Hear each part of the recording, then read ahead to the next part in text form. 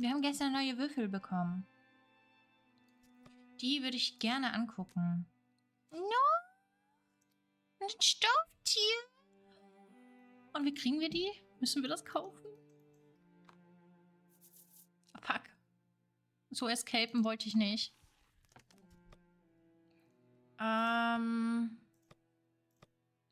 Kartenrücken.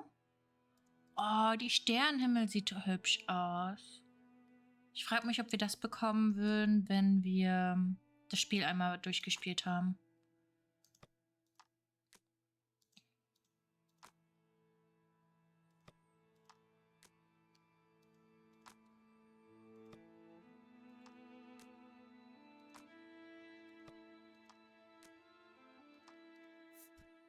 Ja, wir wollen diese Würfel haben. Die haben wir erfolgreich gestern freigespielt.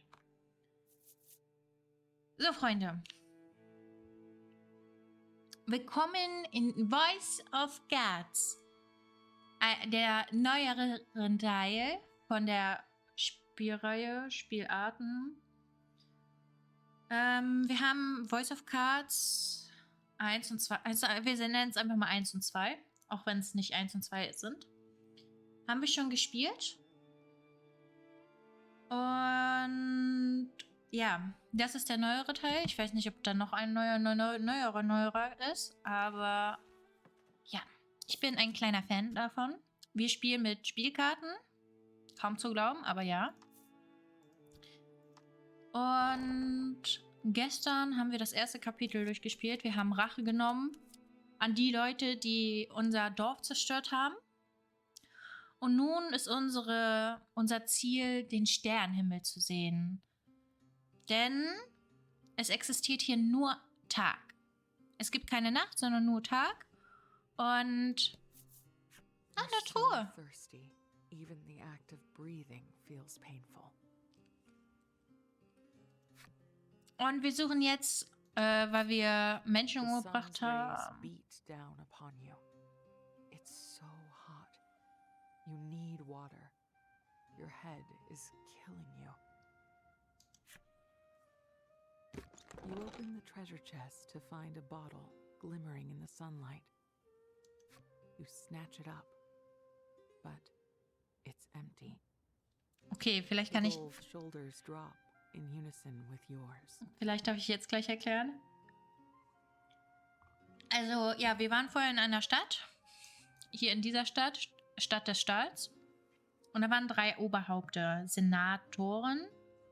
Und die haben beauftragt, Monster unser Dorf zu zerstören. Aber das wussten wir nicht. Und, ja, uns wurde erzählt, dass der Stahlbiest, Monster, whatever, schuld wäre dafür. Und dann dachten wir so, okay, wir helfen denen. Fangen den Stahlbiest. Haben wir getan. Und dann wollten sie das Monster haben. Wir aber so, nee, nö. Aber unser Kollege...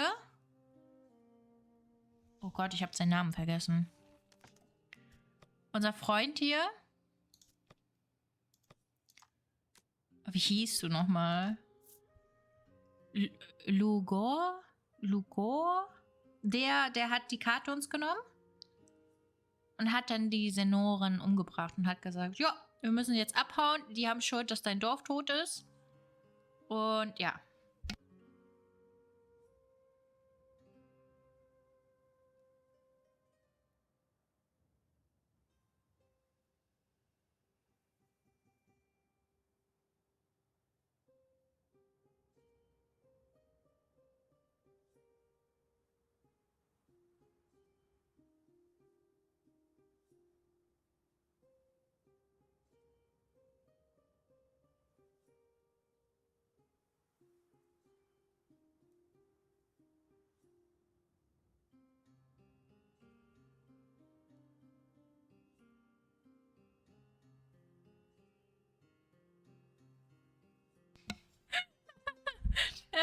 Wo war ich stehen geblieben mit der Erklärung?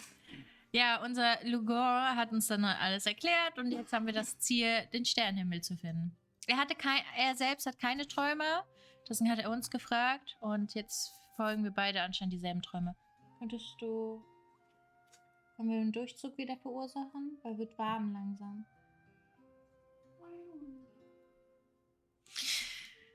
Ja, also wir suchen jetzt Wasser.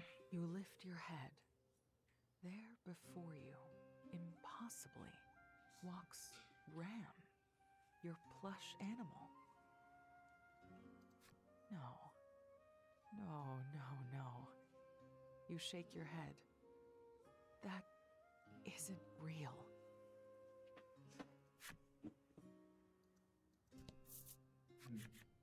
As consciousness threatens to forsake you, you catch sight of a young man. You've come at a very good time, he chirps. Wie reagierst du? Wer bist du?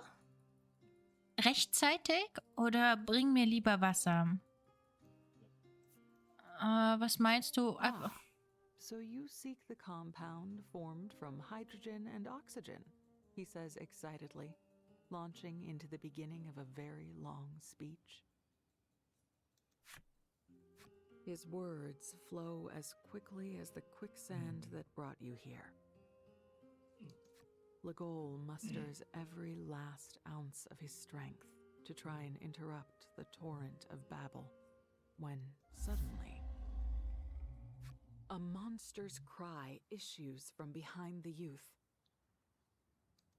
You see, I was about to be attacked by foul beasts, the youth says, beaming. Yes, you've come at a very good time indeed, he chirps again, which must be his way of asking for your help. You certainly haven't the strength to escape. Looks like you're in for a fight. Ich weiß nicht, hat man denn mehr Kraft zu kämpfen als wegzulaufen? Kann nicht beides sehr anstrengend sein? Los, mein Getreuer. Vernichte ihn.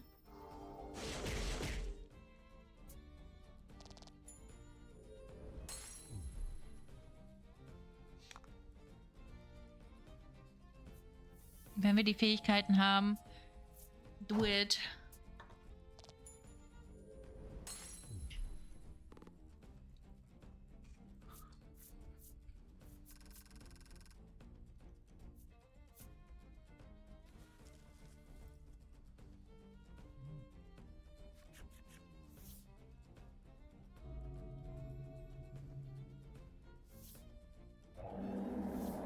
Stimmt, wir haben den ja noch. Ach ja, für die Leute, die... Calling upon the steel primal helped you fell the monsters. But before you can catch your breath, Wie die Frau sagt, das war das Stahlmonster, was wir... Oder Stahlbiest, die wir gefangen haben. what on earth was that? The youth says, rushing up behind you from his vantage point for the battle. He peppers you with questions and comments in his breathless style.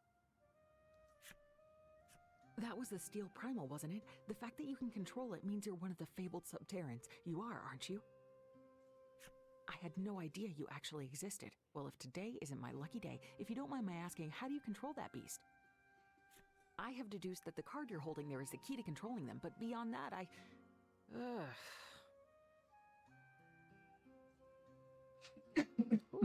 This guy sure can talk. By the way, ich drück gar keine Tasten.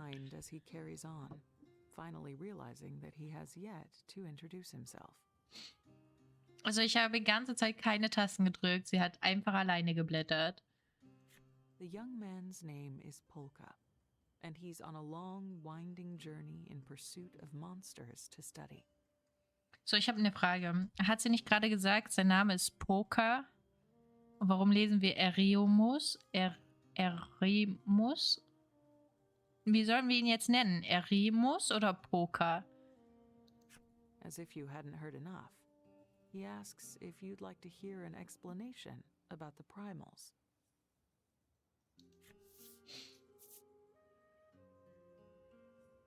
Wie reagierst du?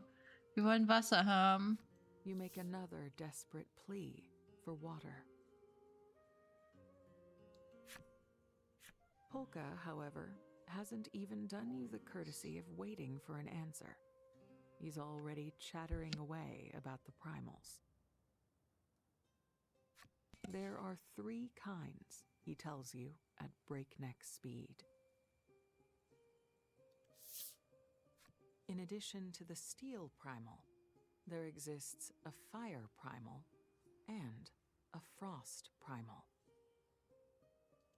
And all are powerful enough to cause changes in their natural environment because of reasons. Unfortunately, your fevered brain can parse no more of his blathering. Look, we helped you, so give us some water already, Ligol barks, clearly out of patience. Los, Boy, sag ihm, wo der Hammer hängt. Finally, Polka closes his mouth for the first time since you've met. He looks rather contrite. For he, too, has no water on his person. Aber You stare at him, speechless. You know, I'm actually rather thirsty, he says, and collapses into the sand. geil. Toll. Clearly, his was a thirst brought on by incessant blabbering rather than fleeing from monsters.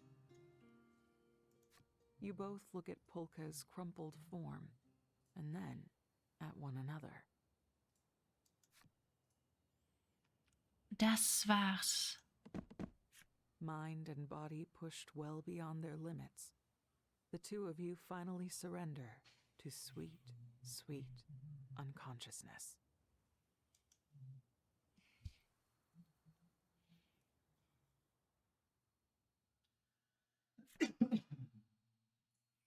Vier Stunden später. You awaken to find yourself lying down inside a tent. Startled, you leap to your feet. Well, you seem much better, a woman says sweetly as she enters. Sie hat einen wundervollen Bobo. She says she found the 3 of you collapsed in the desert and nursed you back to health. You thank her and quickly ask where she's taken Ligol.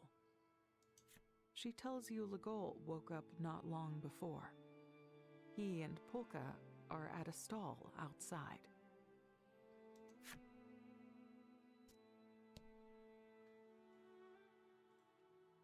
Oh Leute, wir können wieder in eine Spielhalle und You exit the zocken. tent to find several more lined up before you.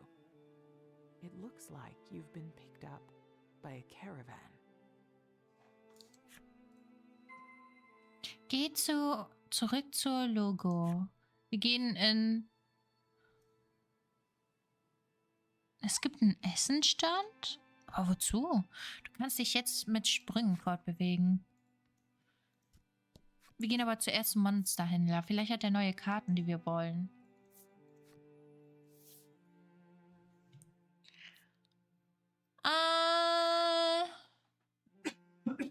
Spiel sagt nein. Wir haben keine neuen Karten für dich. Okay, Spiel. Dann keine neuen Karten für uns.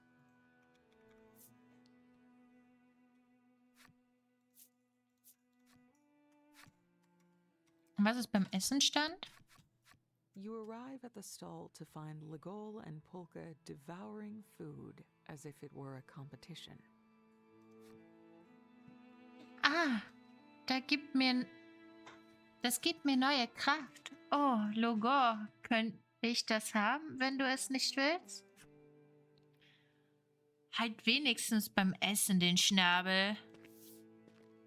You heave a sigh of relief upon seeing them alive and well. Ligol notices you as he reaches for a bit of food, He stays his hand and instead beckons you over. Get in on this, he says between bites. Was machst du? Zuerst wird getrunken oder zuerst wird gegessen? Ich würde was trinken. You waltz calmly up to the table, snatch up an entire barrel of some liquid or other, and proceed to drink it dry. Having eaten and drank your fill, you offer thanks for the meal. According to Legol and Polka, a stout man treated them to their meal at the stall earlier.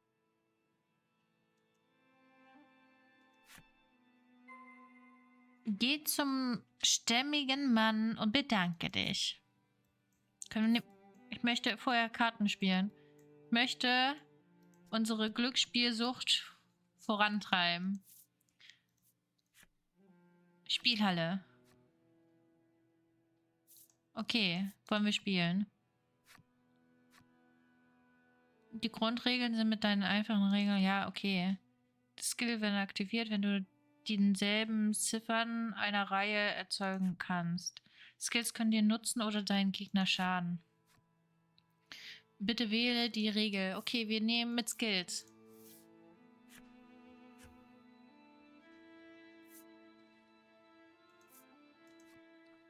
Also die beste Kombination, die wir bekommen können, ist 3 mal 8.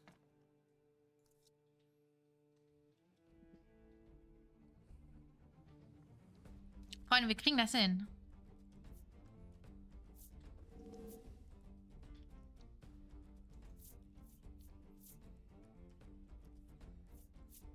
Yeah! Wieder dürfen wir wieder anfangen. Komm, gute Karten. Als nächstes, okay, warte. Würfel zu Beginn deines Zuges bei 2 oder mehr wird dein Blatt eine Karte hinzugefügt. Oh, dann hätten wir 3. Aber wir können keinen Dings machen,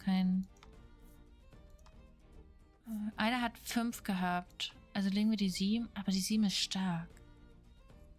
Die 5 können wir aber nicht weglegen.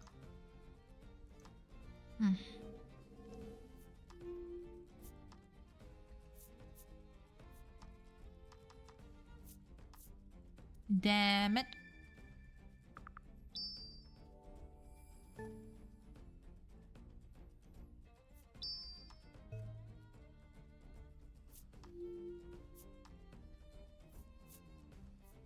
Er darf nochmal? Jetzt kriegt der ein Team, weil er 3, 4 bekommt. Oder er macht 2 mal 5. Wäre aber dumm. Ja. Und jetzt muss der andere eine Karte weglegen. Und höchstwahrscheinlich legt er die 2 weg. Nein, er legt die 5 weg. Das heißt, wir könnten 2 mal 5 bekommen. Also 10 Punkte schon mal. Wenn du 3 Karten mit aufeinanderfolgenden Ziffern kombinierst, zählt das Set doppelt. Also wir brauchen noch eine 5. Wir haben keine 5. Ja, müssen wir.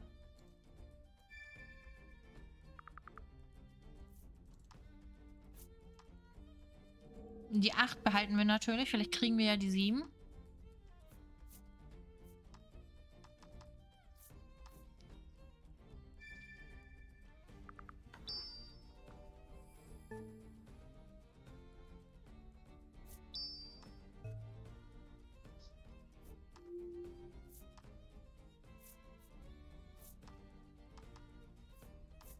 Okay, vergiss es mit den 2 7.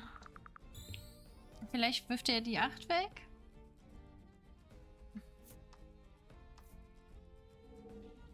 Und die nimmt nicht die 8?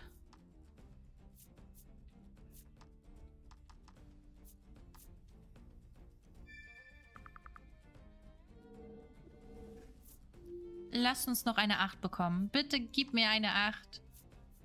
Oh mein Gott. Habe ich euch erzählt, dass die 3 mal 8 stärkste Kartenkombination ist? Die haben wir bekommen.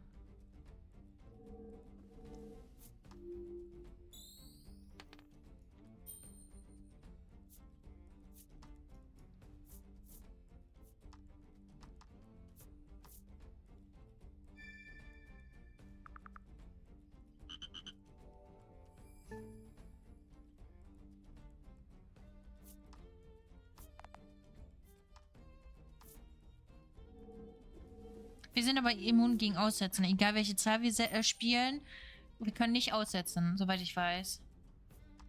Oder kannst du mal 6 machen?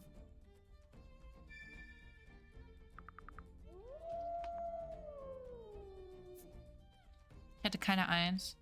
Habe ich eine 1 gehabt? Nein, hatte ich nicht. Aber er hat 1 gehabt.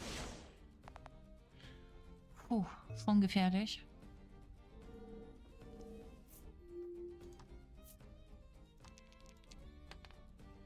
Oh, und eine 5 haben wir gewürfelt.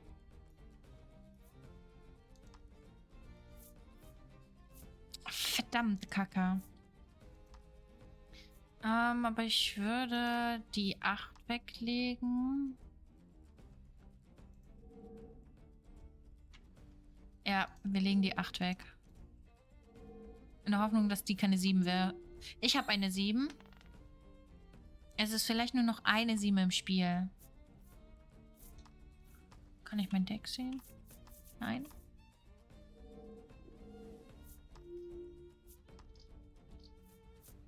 Und da ist die 7.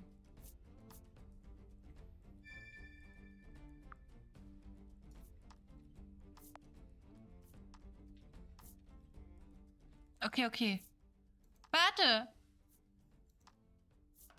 Oh, wir sind nur Zweiter geworden. Hätten wir nächste Runde nochmal spielen dürfen, hätten wir vielleicht den ersten Platz bekommen. Wir müssen nochmal spielen. Ich möchte Erster werden. Come back and play again, the boy says with a wave.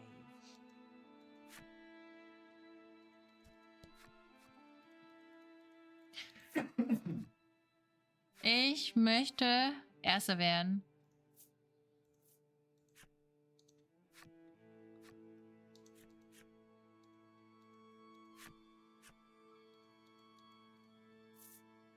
Das hier nochmal.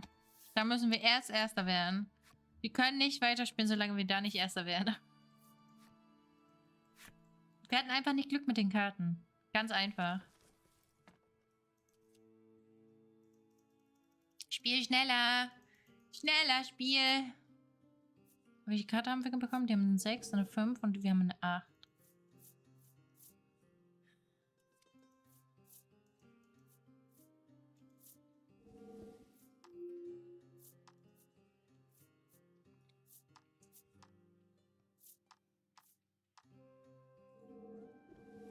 Wir brauchen eine 7. Wenn wir eine 7 würfeln, wäre es Hammer.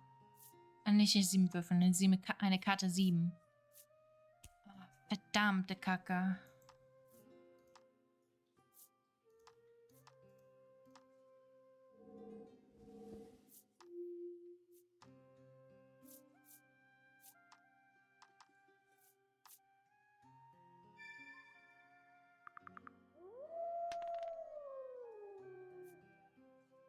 Bringt einen absolut nicht, weil wir noch keine Reihen haben.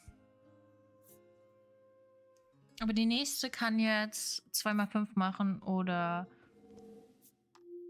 6 Punkte holen. Oder mehr.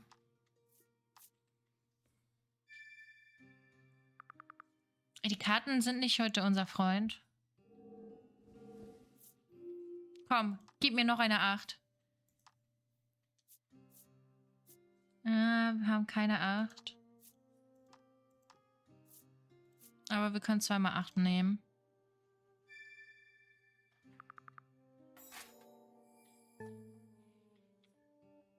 Und dann würde ich die 3 weglegen.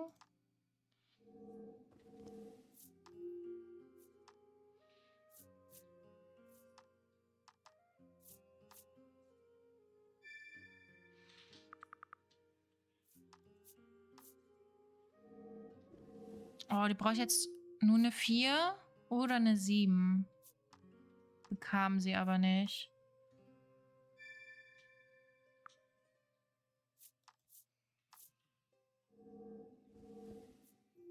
Ah, ist auch okay. Wir haben 6, 7 und 8. Ist okay, akzeptabel. Wir nehmen das und das. Nein. Nein.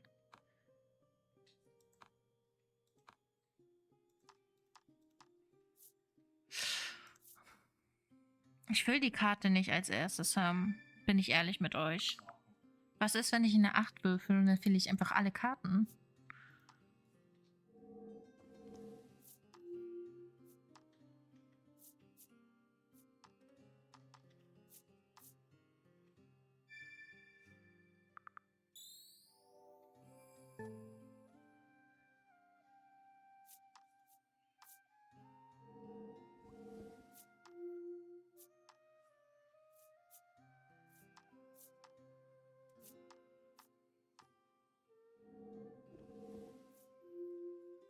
Wir brauchen eine 6 wieder. Ja, dann nehme ich mal 4, ne?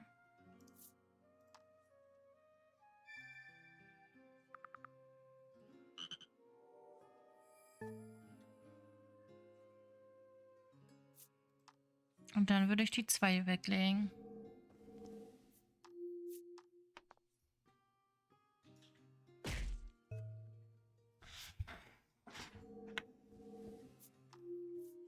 Komm, würfel auch eine schwache Zahl. Ach, die 3 zählt auch noch als Aufsetzen, okay.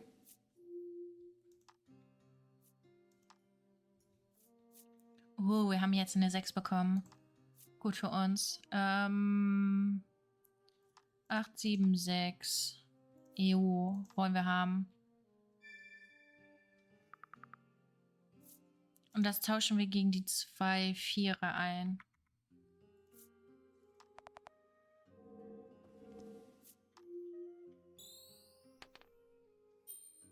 Ja, und das ist jetzt ein Winno für uns.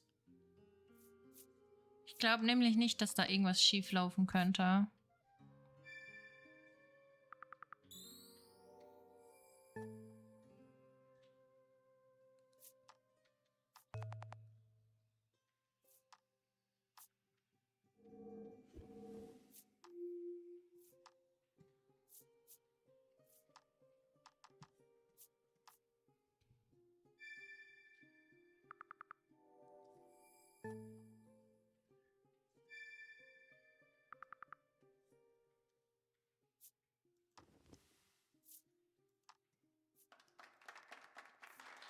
Yay, wir sind Erster. Applaus.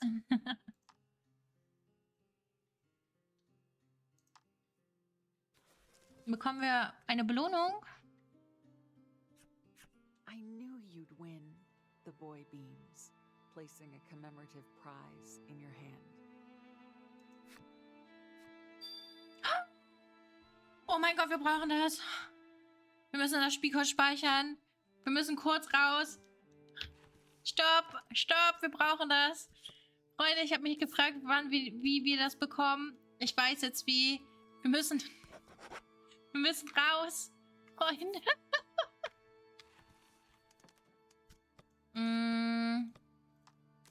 Nee, da wollte ich nicht hin. Als ob wir nicht in das Startbildschirm können.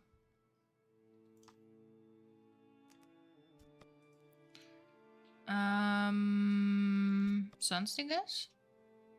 Audio? Einstellung?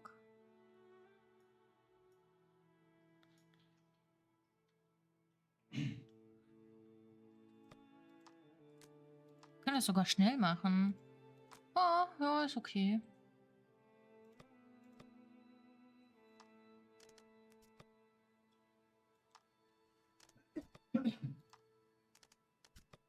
Okay, das passiert, wenn wir auf Menü gehen. Auf Standard will ich nicht gehen. Okay, dann müssen wir kurz das Spiel wieder schließen. Und dann...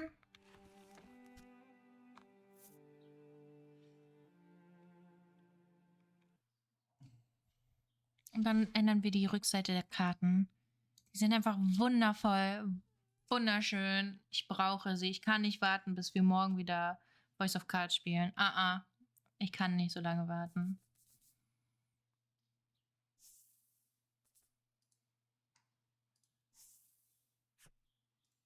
Ja, ich weiß. Ich muss die nutzen. Bitte, gib sie mir. Ich glaube, wenn wir weiter in der Spielhalle ein bisschen spielen, würden wir auch die Figur bekommen. Also die Spielfigur. Vermute ich. Ja. Ja. Ja. Ich bin glücklich. Freunde, ich bin glücklich. So, jetzt können wir normal weiterspielen.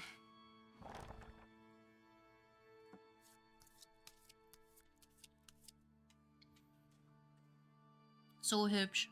So hübsch.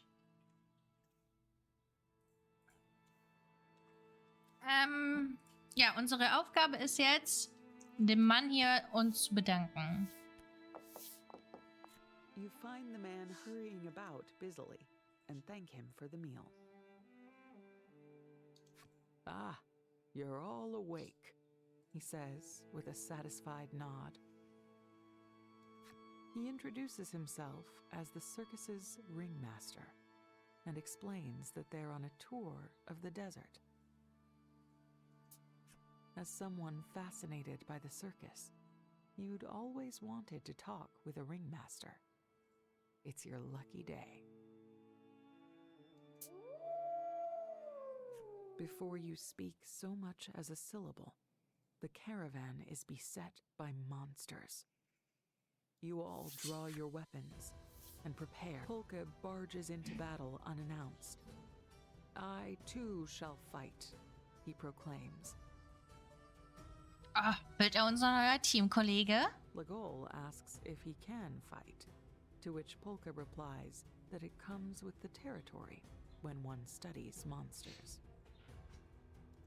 You're in for a world of hurt if you underestimate science, because science makes medicine, and you shouldn't underestimate that, Polka rambles, drawing his weapon. You take up arms shoulder to shoulder with Polka and prepare to fight.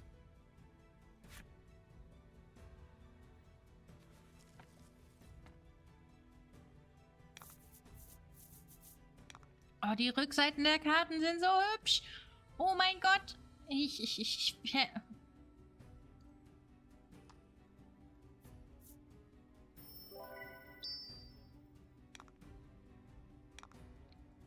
Wir müssen ihnen unbedingt Monster geben.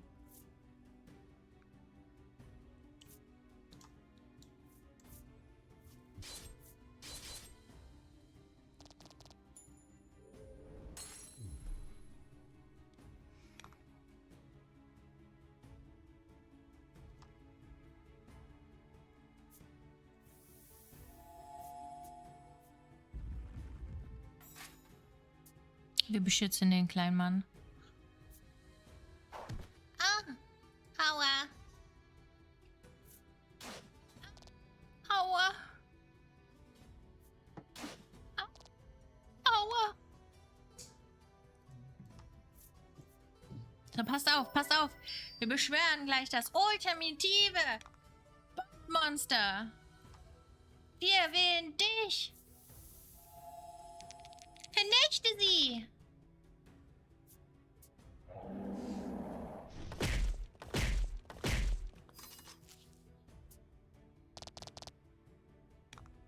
Naja, doch nicht so, wie man gehofft hat.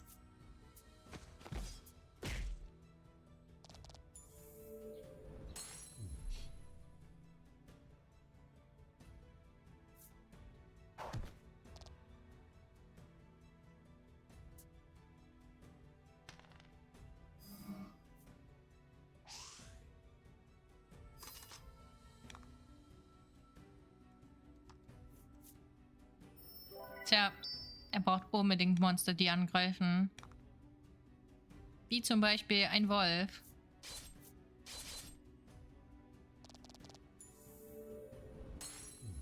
Er könnte auch unser Heal-Ding sein. Er generiert diese Kristalle, er heilt uns. Piu! Wir haben eine neue Strategie. Er ist unser Healing. Hier, Supporter. Oh mein Gott, die Karten sind so hübsch. Freunde, ihr werdet heute ganz oft hören, wie ich die Karten hübsch finde.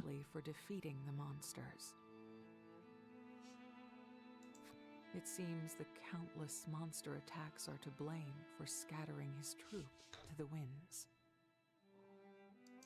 He's at a loss for what to do. You notice, however, that the number of sighs he's peppered his story with feels very intentional.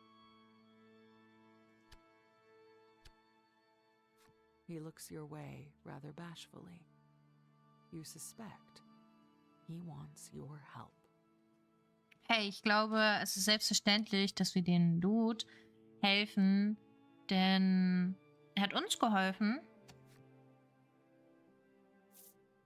Natürlich helfen wir ihnen. Of course we'll help you, Polka blurts out before you can answer. But the three of you expect fair compensation for the effort, he adds slyly. Polka turns to you and Legol, grinning from ear to ear. Let's get going, he chirps excitedly. Er hat sich einfach an unseren Team angeschlossen. Wir sagen einfach, wir sind skeptisch. Did you misunderstand him? You replay the conversation in your head. Alas, no. It seems you understood perfectly. And just like that, you and Legol have been roped into helping too. Legol objects, only to be drowned out by Polka's contemporaneous rebuttal. A treatise on the value of money and friendship in travel. And so it goes that you, Legol, and Polka end up combing the desert for lost circus troopers.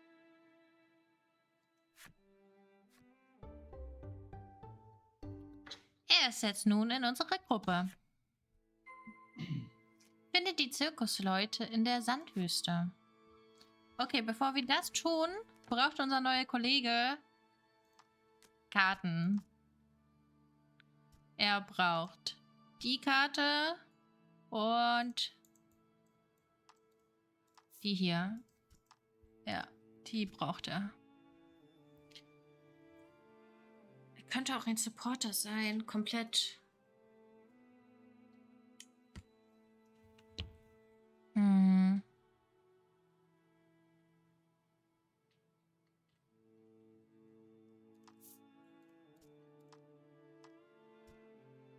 Klauen wir noch eine Karte?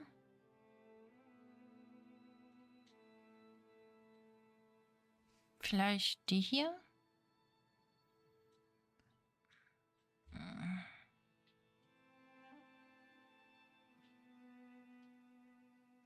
Die hier geben wir noch eben. So, jetzt brauchen wir neue Karten. Wir haben zu wenige Karten. Freunde. Itemladen. Brauchen wir Heiltränke? Maybe. Mal gucken.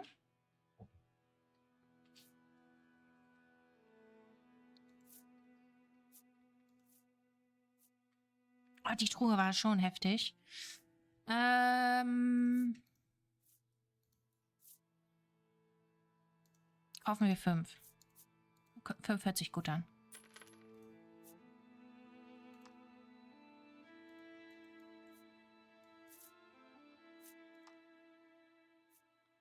Wie viele haben wir? Du willst also ein... Okay, und wie viele besitzen wir denn?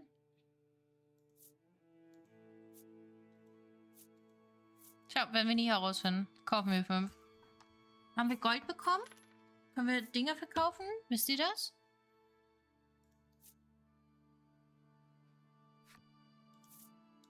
Wir wollen gucken, ob wir Dinge verkaufen können.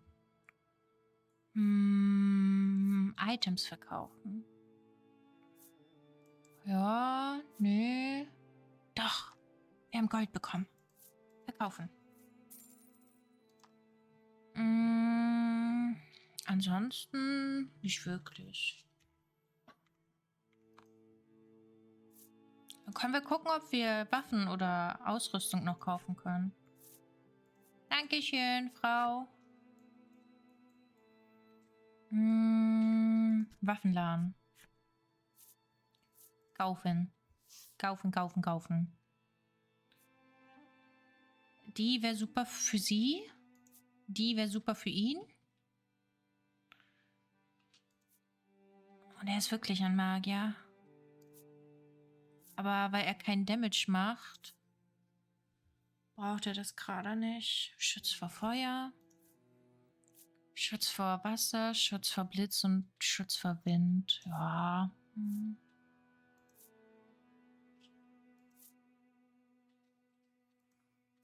Können wir 2 Waffen kaufen? Wir können beide Waffen kaufen. Dann würde ich das tun. Kaufen und ausrüsten.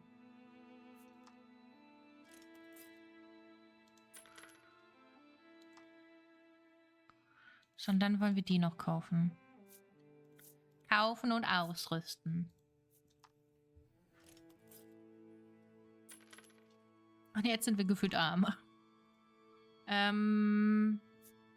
Ansonsten würde ich noch die Sachen verkaufen, die wir jetzt getauscht haben.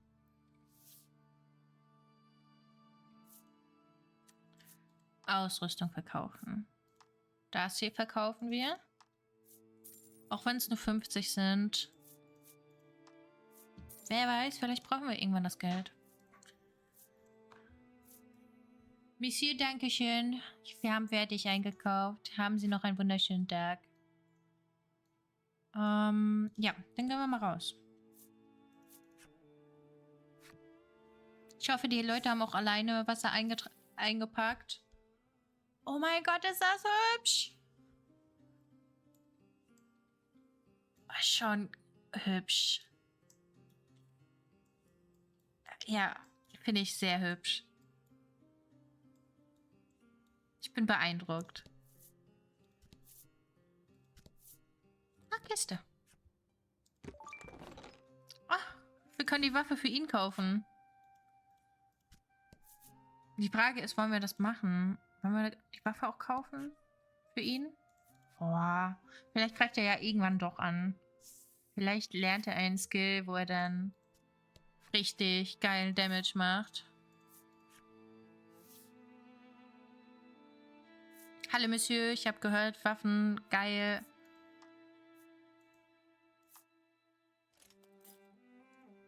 Dankeschön, Dankeschön. Haben Sie noch einen schönen Tag. Wir gehen wieder. Tschüss. Nö. Die Waffe verkaufen wir später irgendwann mal.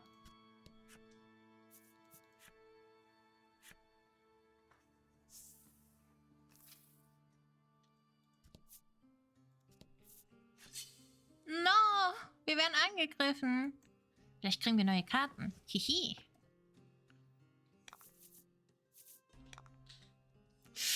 Leider sind alle useless. Der macht nur 8 Schaden. Heilt. Erhöht den Angriff. Ja. Useless.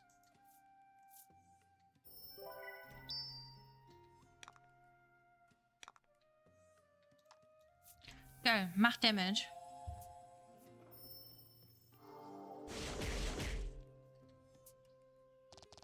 Und so war die Schildkröte dead.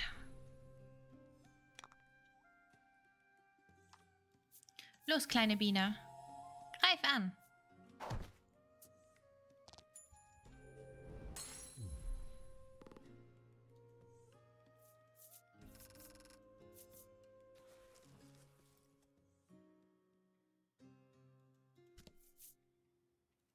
Ich bin noch da oben. Ereignis. You take notice of an insect's buzzing wings. You wonder what kind of bug it is, only to see a monster flying in the air. And it is very upset with you. Ja, er sieht sehr gefährlich aus. Polka breaks out in a sweat. Oh, the way it's flying. It's out for revenge. It'll risk life and limb.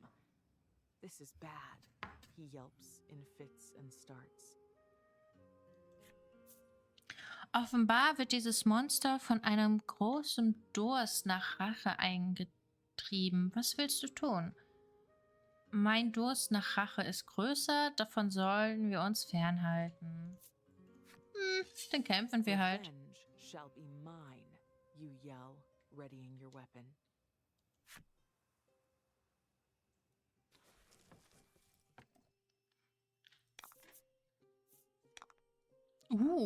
Der ist aber ein bisschen viel stärker.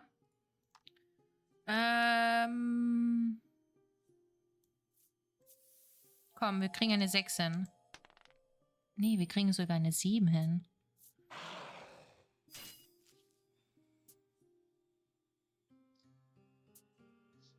Keine 4. Stimmt, er hat eine 9 gewürfelt.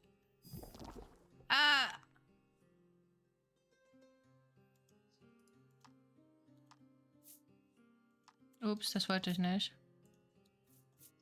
Ich wollte das machen.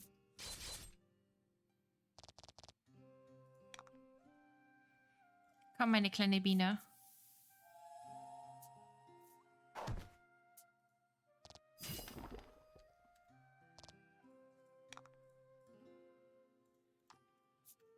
Gott sei Dank haben wir ihn und er heilt uns.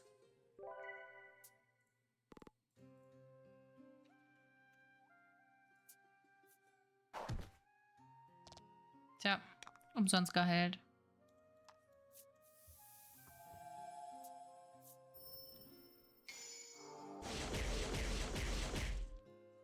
Yeah. Ob wir ihn noch als Karte bekommen?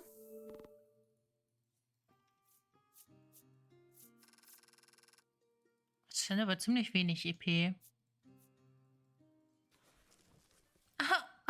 Okay, keine Truhe für uns. You pick up something you see lying beside its corpse.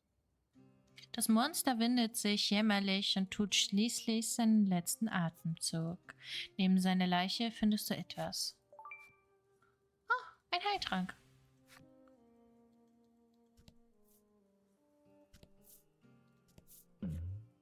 Ereignis. Something catches the light in the sand. You pull it loose, revealing a somewhat tarnished bangle. That might be the bangle capable of freeing the Sand Prowler Czar, Polka blurts out.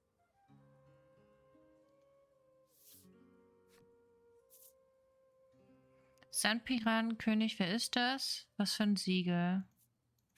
Well, legend has it that the Sand Prowler Czar is sealed in the sand ruins, Polka explains.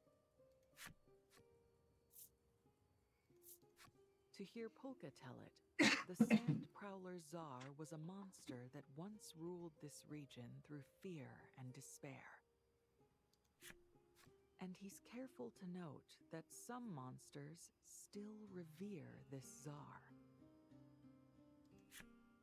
If Polka's telling the truth, then you're holding something pretty dangerous.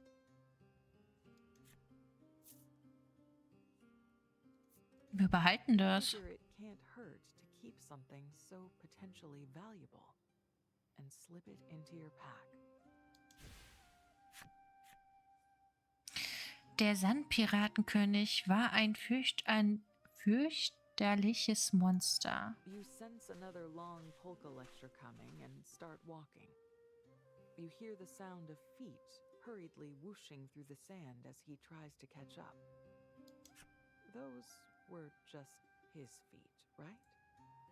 Yeah, had to be.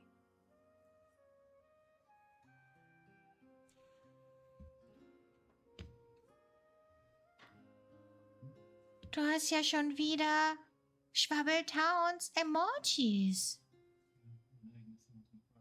Ach so, stimmt ja. Ich dachte, du hast einen Sub wieder geschenkt bekommen.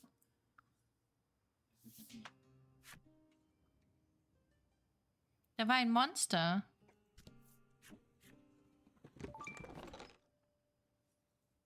Schützt vor Gift.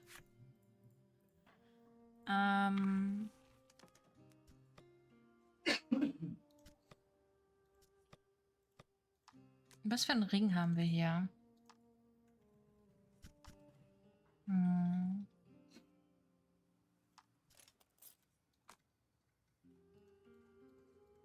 Ausrüstung. Den hier. So, jetzt hat er auch wieder mehr Verteidigung. Aber ich habe irgendwie das Gefühl, dass wir gleich angegriffen werden. A monster appears before you. It shuffles steadily toward you, its bloodshot eyes fixed on yours. Siegel brechen. The monster mutters under its breath as it closes in and lunges at you.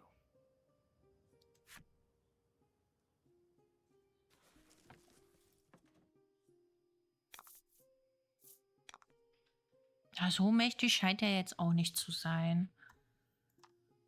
Hm.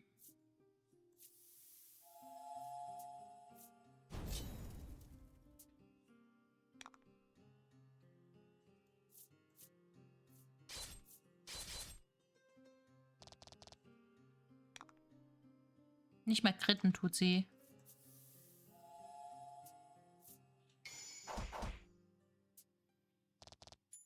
Tja, ich hoffe, es war nicht der als mächtiger.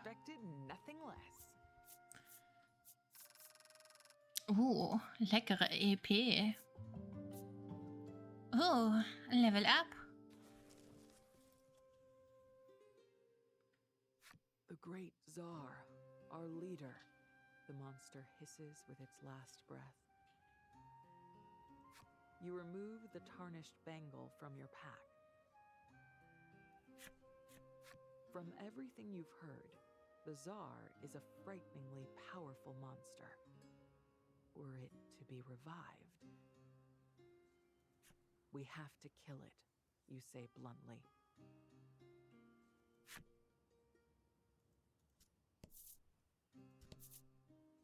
Können wir darauf? Wir können darauf. Theoretisch können wir also hier hoch. Gehen wir erst da rein oder gehen wir hier hoch? Wir gehen erst hier hoch. Wir müssen erst die Karten alle aufdecken, Freunde. Es geht nicht anders.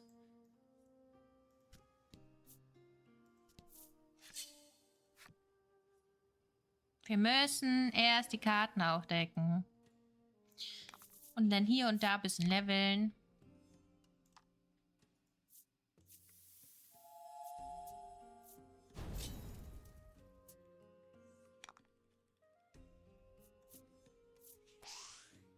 Wie ausweichen? Für das Ausweichen stirbst du.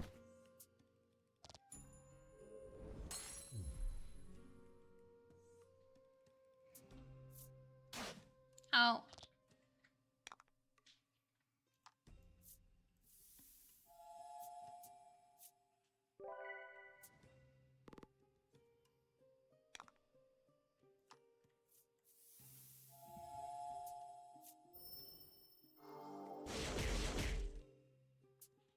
$30 Damage. Schmeckt, ja.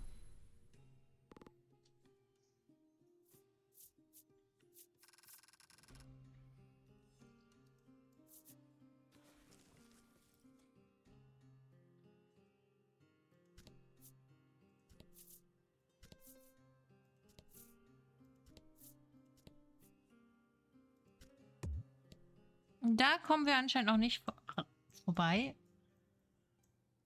Wir können hier noch runter. You look out over the sea of quicksand as it sparkles. Sand doesn't sparkle, does it? No. No. It's filled with half-buried items.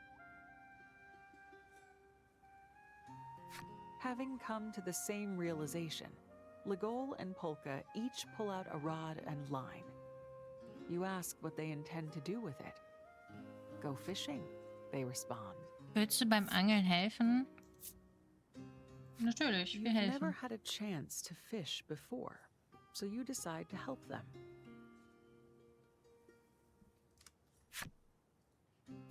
Each minute feels like an hour.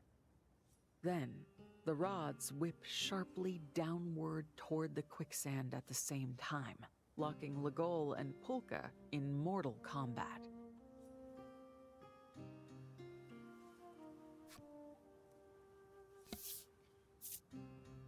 Wem willst du helfen? Wir helfen ihm natürlich. The rod is completely doubled over. Whatever you've caught must be huge. You pull back with all your might in an attempt to help Legol reel it in. Ich habe gelernt, dass ich echt Pech habe beim Angeln. Only for the line to snap in two. Your timing must have been off. It was probably just caught on some junk anyhow, Legol says with a gentle smile. Sorry, throat's a bit dry. Oh no. Oh. Aber hey, Freunde, macht dem Erzähler nach, gießt euch was ein und trinkt mal was.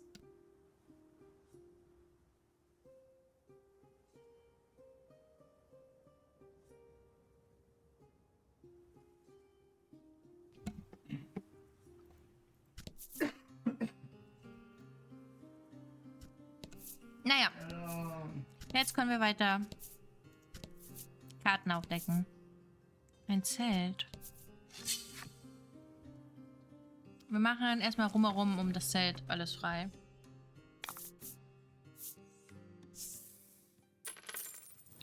Oh, super. Das wollen wir. Nein.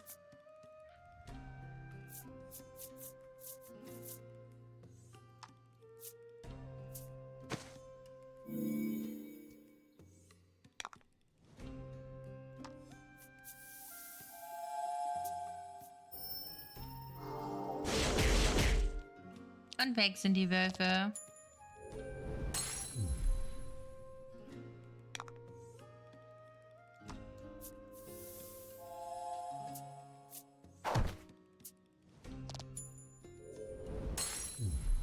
A masterful victory!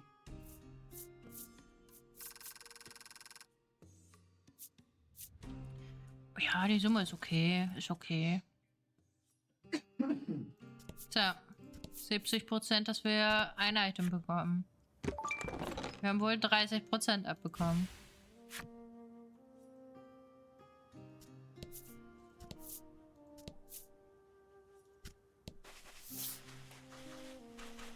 You see a lone tent pitched in the middle of the desert. You approach it and peer inside, but nobody's home. Surely a circus performer must be around here somewhere. A mysterious voice calls from who knows where. You look around once more, but see no signs of life.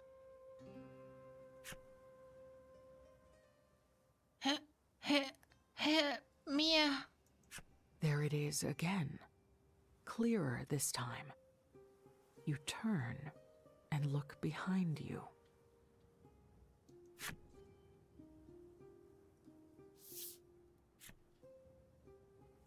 Hilf mir. There's a severed head in the sand. Or at least, it looks severed. But it's alive? The head frantically beseeches you for aid. Apparently it hid in the sand during a monster attack and could not free itself afterward. You all grab hold and pull in an attempt to dislodge the perhaps not disembodied head. Pop. And wouldn't you know it, it was attached to a young man who performs in the circus. He helpfully informs you that there are two others who were separated from the troupe during the attacks. He says they too may have hidden or otherwise disguised themselves. You resume your search, eyes primed to pick out anything unusual.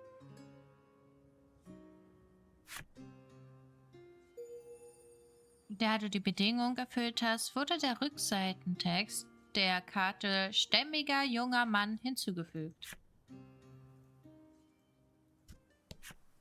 This cactus doesn't look unusual at first glance. You reach out and touch it, but it wiggles? Whoa. It's actually a woman from the circus. Tja, ich kam nur darauf, den Kaktus anzutippen, weil es hieß ja, die Leute verstecken sich oder so. You saw right through my disguise. I'm impressed, she says with a confident smile. Aber sie ist hübsch. She hurries back to her fellow performer's tent.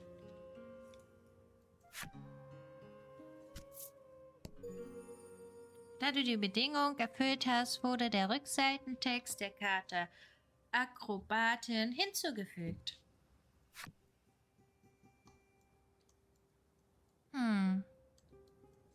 Ich vermute... Da. You happen upon a tent pitched in front of some ruins. Might there be another performer within? You peer inside. Why, yes, the young girl you see before you may well be one of the performers, but she's rather tearful at the moment. Are you with the circus? Polka asks gently. The girl nods. Yes, beast tamer, circus, she says through her tears, before begging for your help. Partner wurde verschluckt. Großes Monster dort hinten abgehauen. Wading through the fragmented words, you gather that a monster swallowed her performing partner and ran off. She goes on to lament that this is all her fault, as sobs rack her body anew. We have to help her, Polka says softly. He declares that he cannot abide turning away from someone who's been separated from someone they care for. You're inclined to agree with him. So long as there are lives to be saved, you'll fight to save them.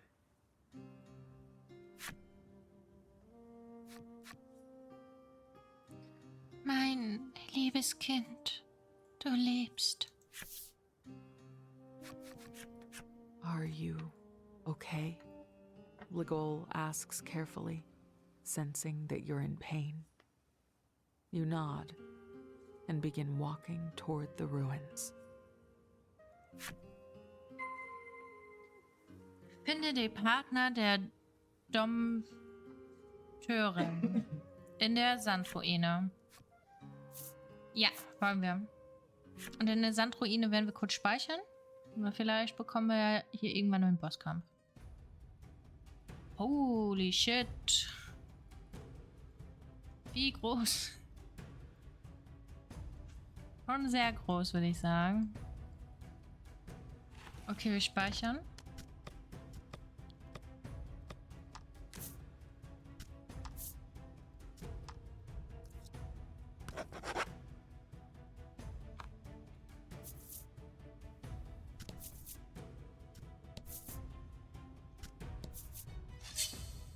Feinde greifen uns an. Haltet euch bereit. Checkt eure Karten. Oh, unsere besten Freunde.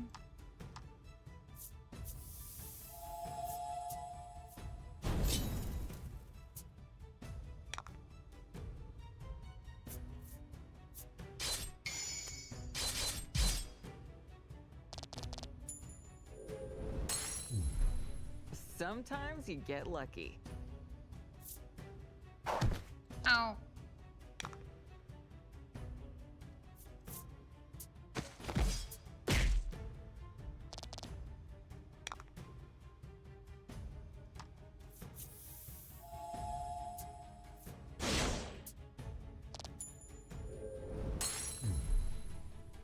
I expected.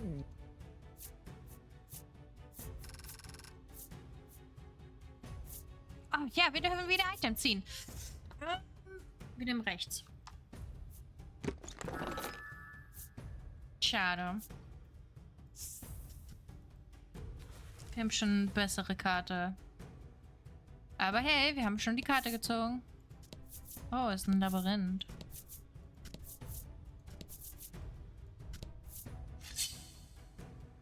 Fuck.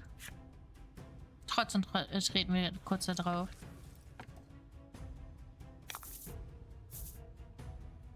Oh!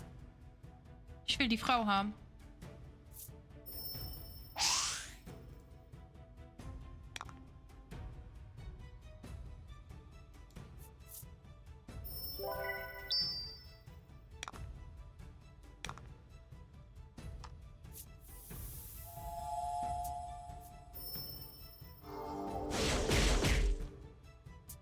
Yeah, wusste ich doch, dass Licht vielleicht seine Schwäche ist.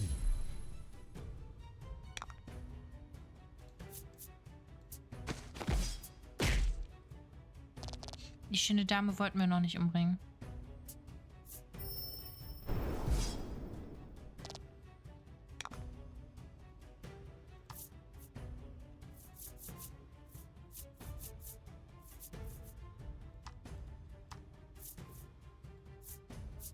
Los, ich will meine 70% haben.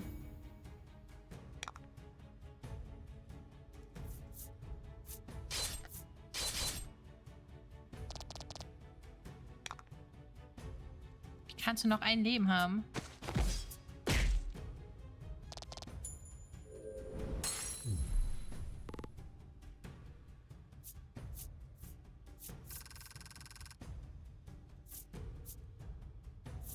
Ja.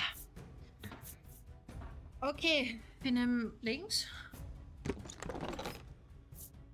Oh nein, ich will die rechte haben.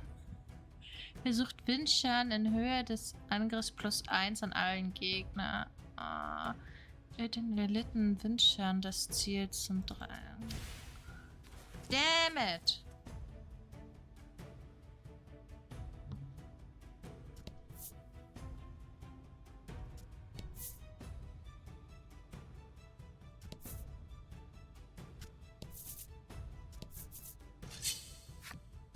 Aber wer werden noch Chancen haben? To battle. Oh Gott, bitte sei meins.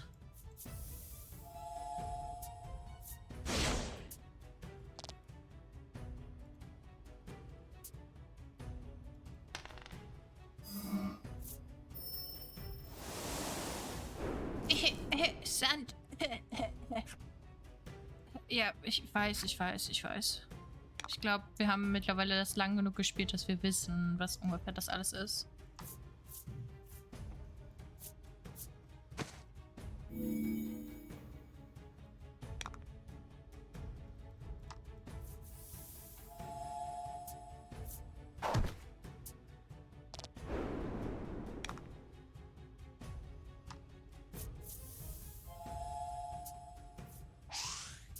Wie, du weichst aus.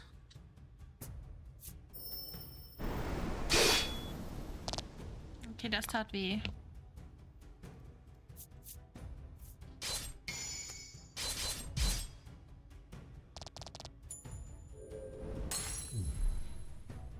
Wir nehmen wieder links. Oder rechts? Links. Links. Wir nehmen links. Links. Ja! Ja! Wir haben sie. Wupp, wupp.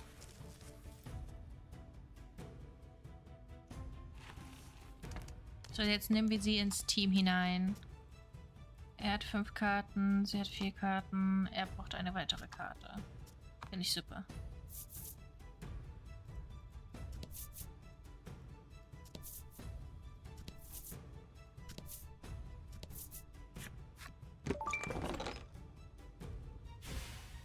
Nett, nett. Nimm mich.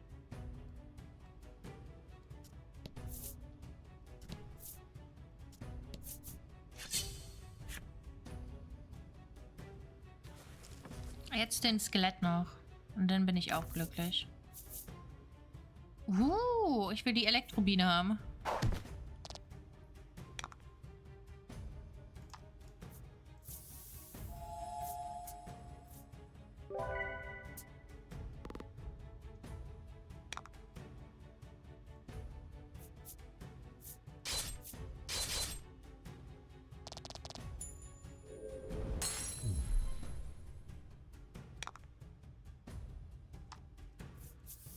Ich glaube, die Elektrobiene zu besitzen wäre auch lustig.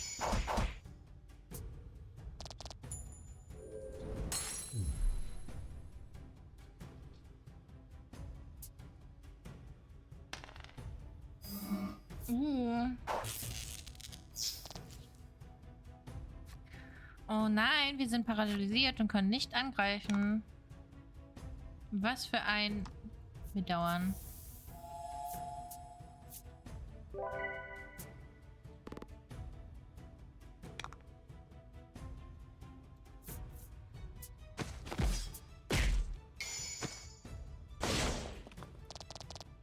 Beautiful. Beautiful. Bro, ich versuche sie die ganze Zeit zu heilen.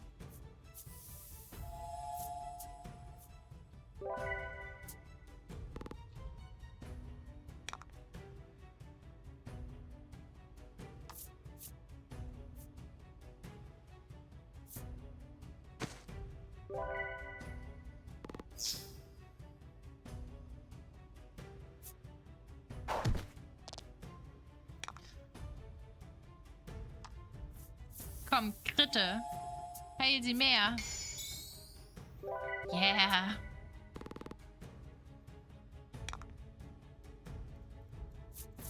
Vernichten wir es, bevor er noch mehr Damage macht. Nächstes Mal... Vielleicht haben wir Glück und kriegen jetzt eine Kiste und wir ziehen die Elektrobiene.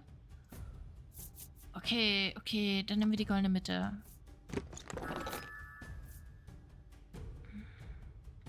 Wir hätten bei... Schade. Es war alles gut, außer die Mitte.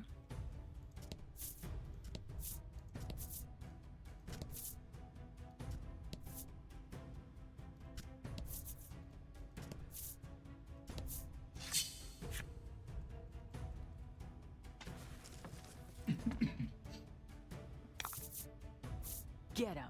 Au.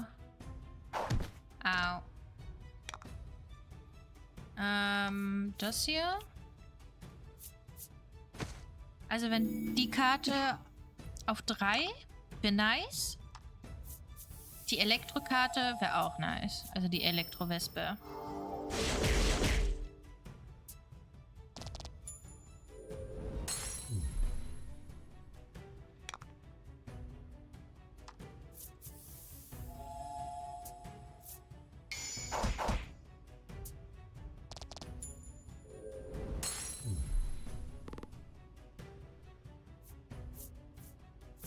Und kriegen wir unsere 70%?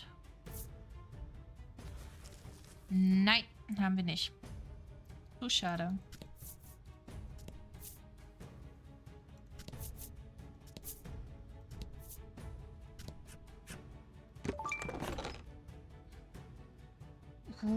Gefällt mir. Wollen wir. Kriegen wir. Wir pushen nur ihre Stats gefühlt. Ja, los. Den Ring austauschen mit denen. Jetzt machst du machst immer noch gleich viel Damage, aber du bist schneller. Hätte nicht Escape drücken sollen. So, wir können die Werte angucken. Okay, sie ist jetzt schneller als er und unser Boy ist ziemlich langsam. Und wir können ihn leider nicht schneller machen. Ah, die Armor macht auch ihm einmal langsamer. Vielleicht finden wir ja einen Ring, wodurch er dann schneller wird mal.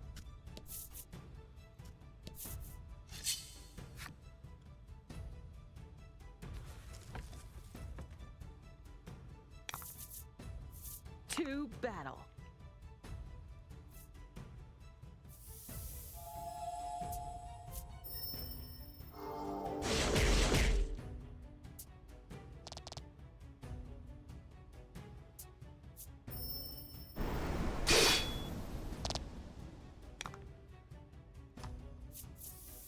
Attacke.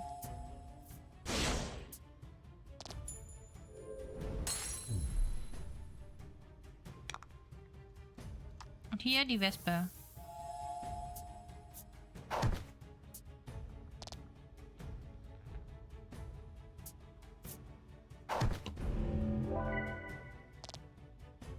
Oh, das arme Ding.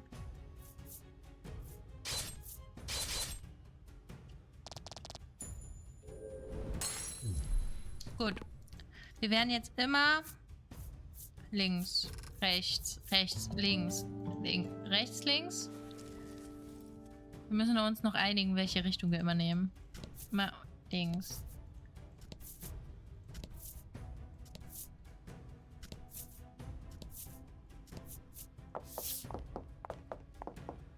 Wait a minute, Polka says suddenly. He begins tapping on the wall in several places, listening intently as he does so. There's nothing behind this wall, he says, pointing at one section of it. Not one to wait for permission, Legol strikes the section of wall with all his might.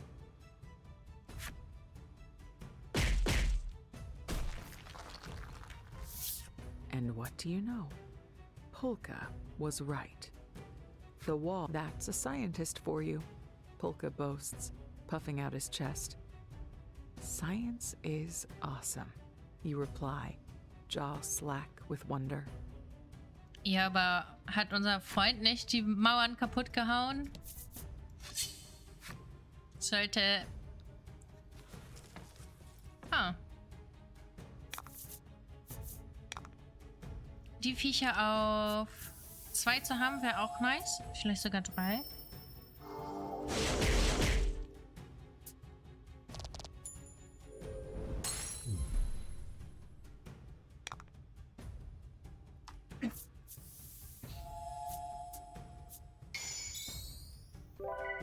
Mehr hier. Oh!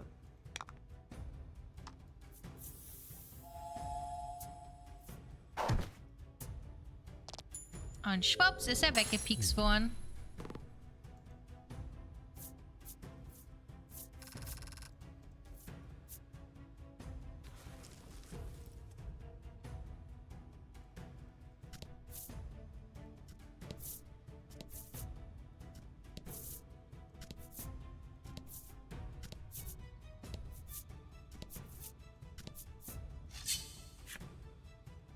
Feinde greifen an.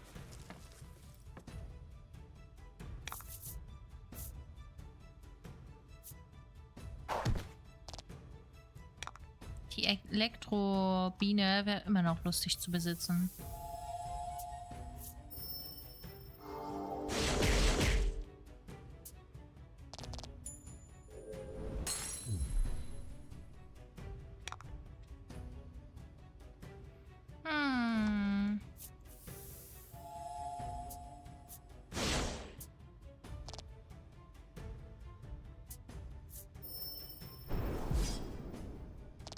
Ist doch nur ein bisschen Wind.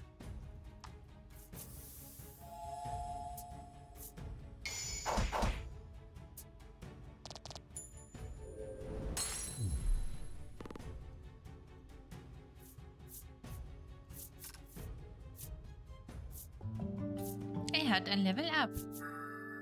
Verleiht Immunität gegenüber dem Siegelzustand. Ja, ja, das ist okay.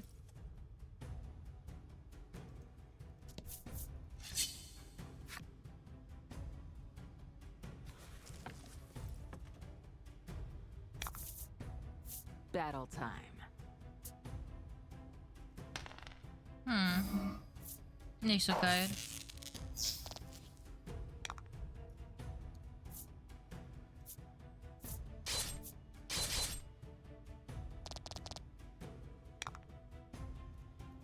Los, Biene, piek's ihn.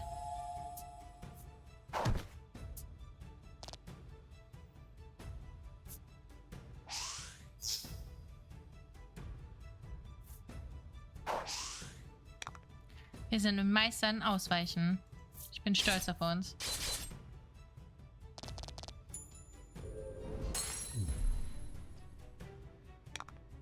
Einfach aus Trotz habe ich Bock, die Karte zu spielen.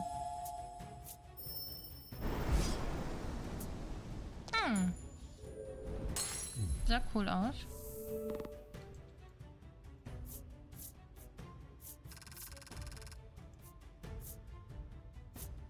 Wir haben ein Item. Wir haben gesagt, wir nehmen immer links. Ja, wir konnten nicht verlieren. Verursacht Blitzschaden, bewirkt bei einer Augenzahl ab 6 Paralyse. Und die andere Karte war so was Ähnliches wie Lebensraub.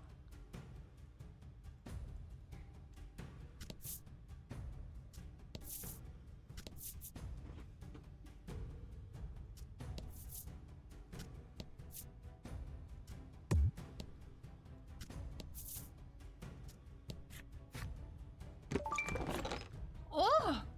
Das ist eine Menge Geld, was wir jetzt da bekommen haben. Ist hier oben auch eine Truhe? Nein, ein Gegner hat auf uns gewartet da.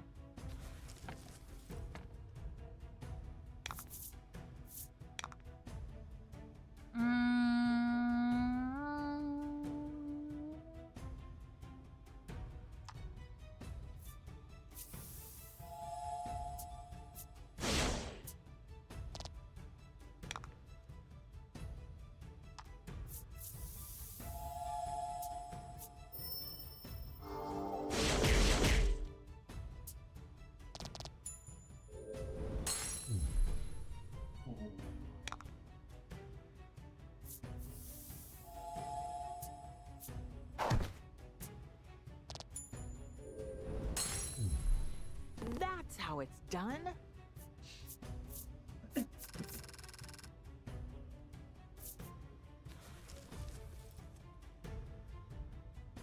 So, dann können wir ja weiter hier unten gucken. Hier sind ja noch nicht alle Karten aufgedeckt. Ja, ist doch ganz nett, ganz nett.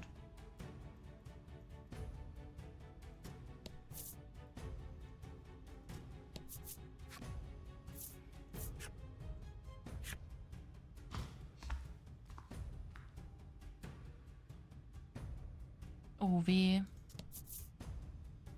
Wir können nach oben, wir können nach unten. Keine Ahnung, welcher Weg richtig ist.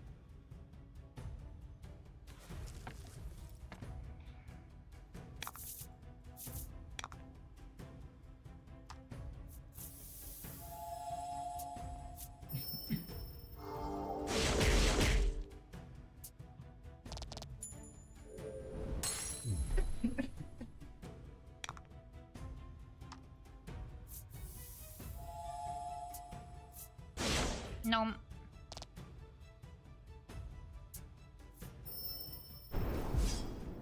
Er muss unbedingt schneller werden.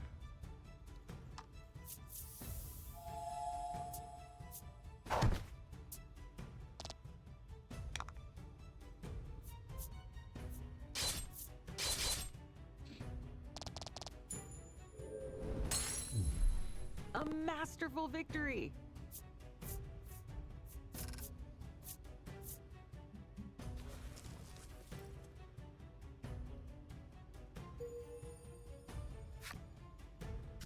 So, wir können wieder eine Rückseite lesen. Doch dies tun wir nicht.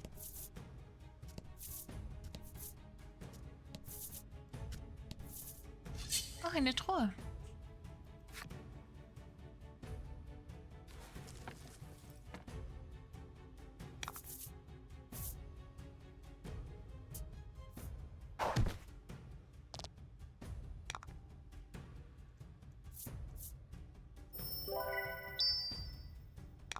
Ob wir da auch kritten können? Wäre funny.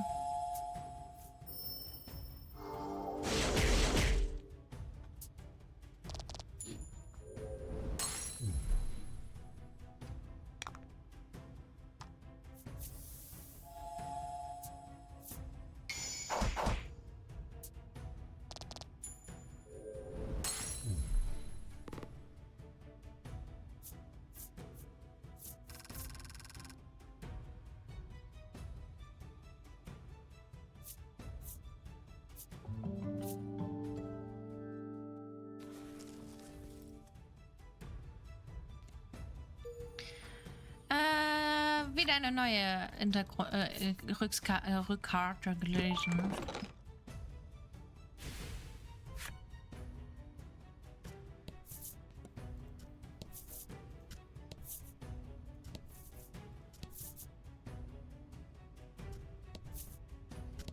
So, wir sind anscheinend im Kreis gelaufen. Polka stops you. Wait a moment. That wall looks suspect, he says, before giving it a solid thwack. Legol shakes his head. We should just break it down. He hits it with all his might.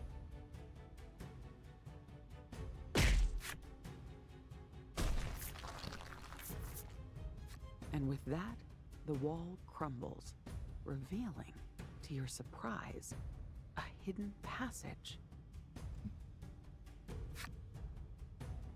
Okay, anscheinend ist das der richtige Weg. Also gehen wir hier runter. Wir lassen uns angreifen von Gegnern.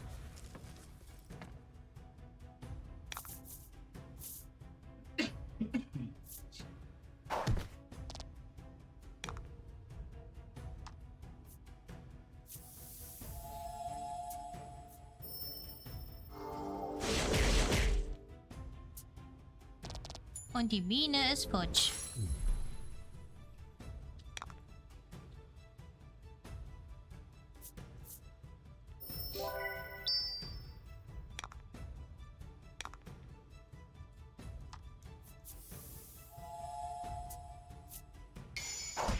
Oh ja, Kritte.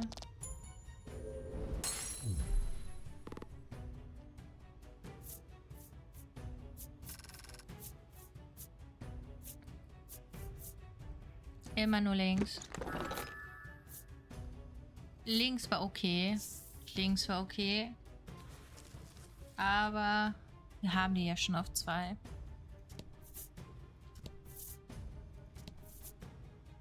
Eine Tür. The door is shut tight. It has a keyhole, which suggests the existence of a key. Also müssen wir hier einen Schlüssel suchen. Immer diese Einser-Schritten. Ich werde verrückt.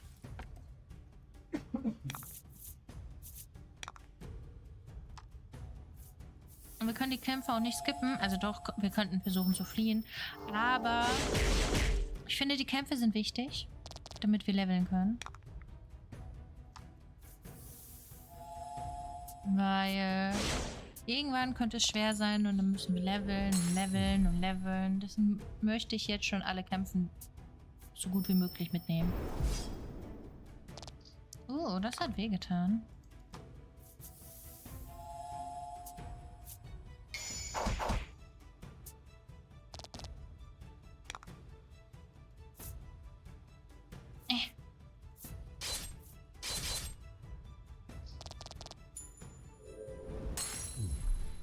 That's how it's done.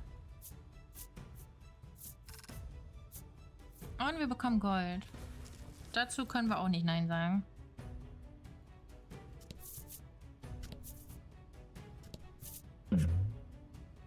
Ereignis. You come across a weathered stone monument. The letters S-A-A-R are written on it.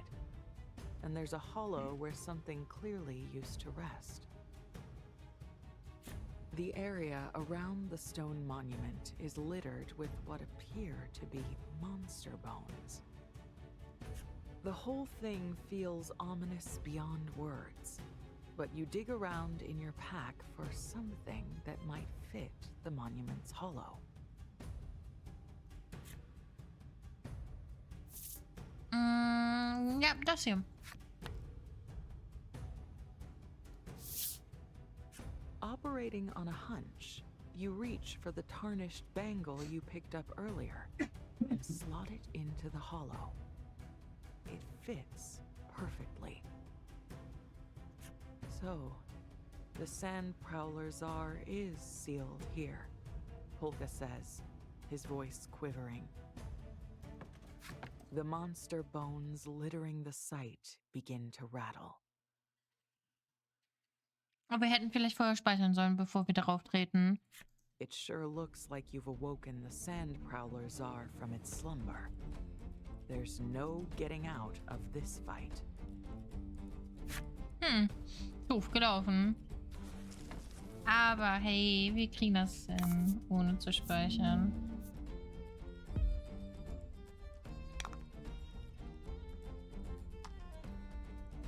Nee, das können wir nicht machen.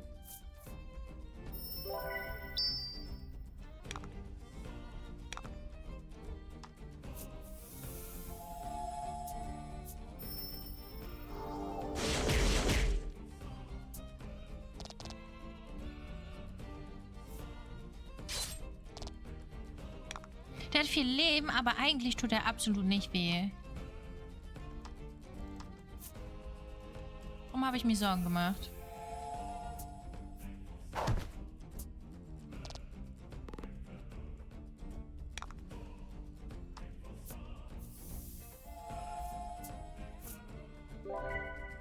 Vielleicht bin ich zu sehr daran gewöhnt, dass auch Bosse richtig hart sein können.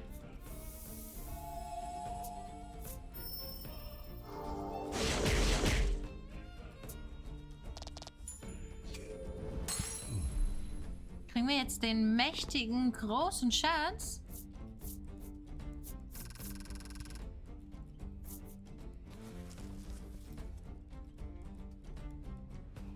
The Sand Prowler Czar is but a pile of bones once more, its body thoroughly destroyed. The menacing energy cracks form in the bangle, their crooked fingers reaching up every which way through the monument. It crumbles. A treasure chest peeks out from beneath the rubble. Might this be the Sand Prowler Czar's treasure? You fling the chest open with glee and find an exquisite accessory within.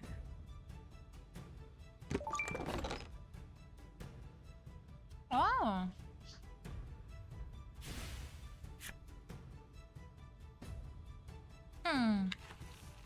Wem geben wir das? Wem geben wir das? Ich glaube, den hier geben wir das. Oder geben wir das uns selbst?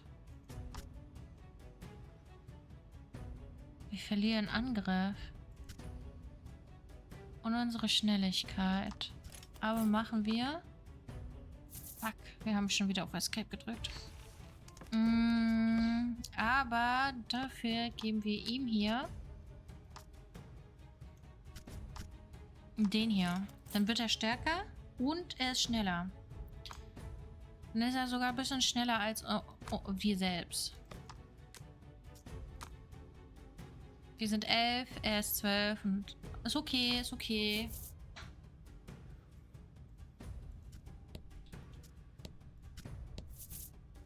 So, jetzt wieder in 1er-Schritten.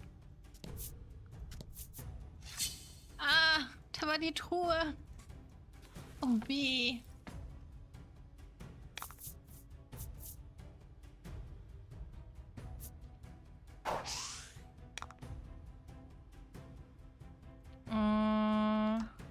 Braucht eine Heilung? Sie braucht Heilung. Und er auch eigentlich. Aber erst heilen wir sie ein bisschen. Den da pieksen wir.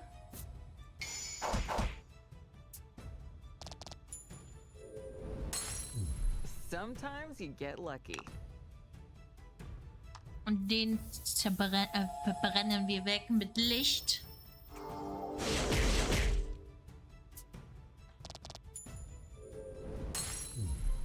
I expected nothing less.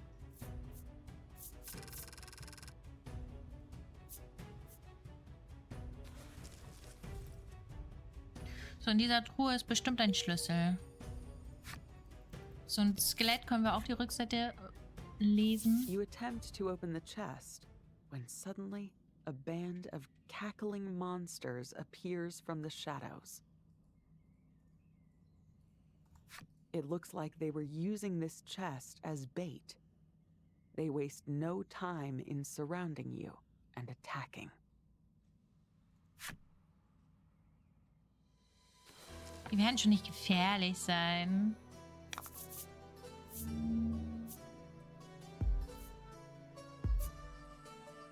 Einfach nur ein bisschen Licht und dann gut ist. diesem Kampf tritt zu Beginn jeder Runde ein Ereignis ein. Erhöht den Windschaden aller Kämpfer um. Das finde ich nicht gut, weil die macht ja Winddamage. So, dann machen wir das hier.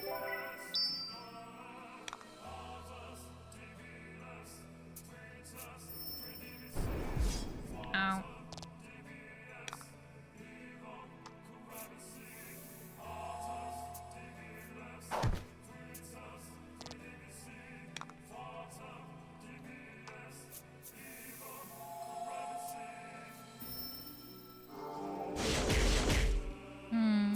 Er wird leider nicht sterben. Oh, oh. Aua, aua. Fear not, though their card shows a coffin. They're...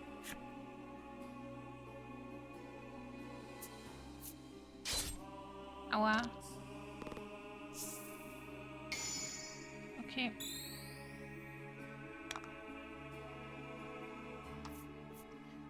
Haben wir eine Wiederbelebungsdings? Ich glaube schon, oder?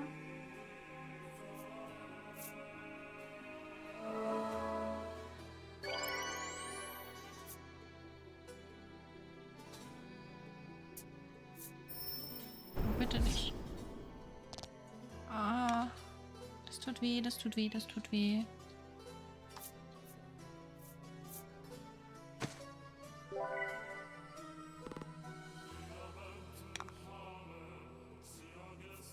Wir vernichten ihn einfach so. Sicher ist sicher.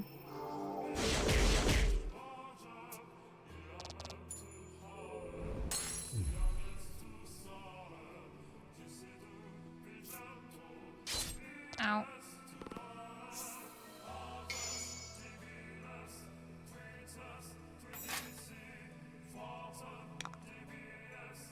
Wir müssen unser Boy hier heilen.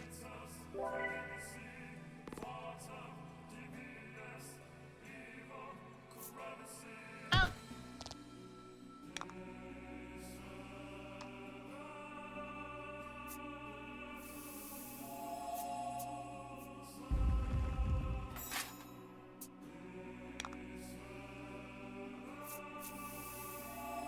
Vernichte ihn. Schnell.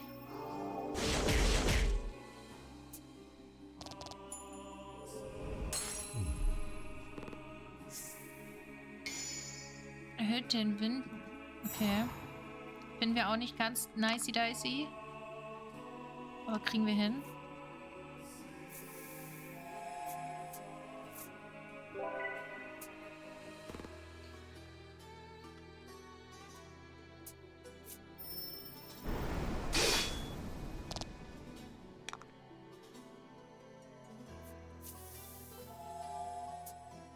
Wir haben genug geheilt uns.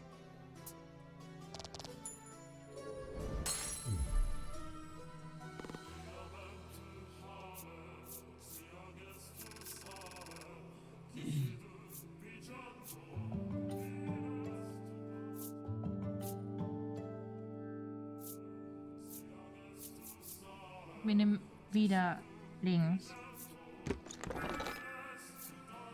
Ah, wir hätten rechts machen müssen.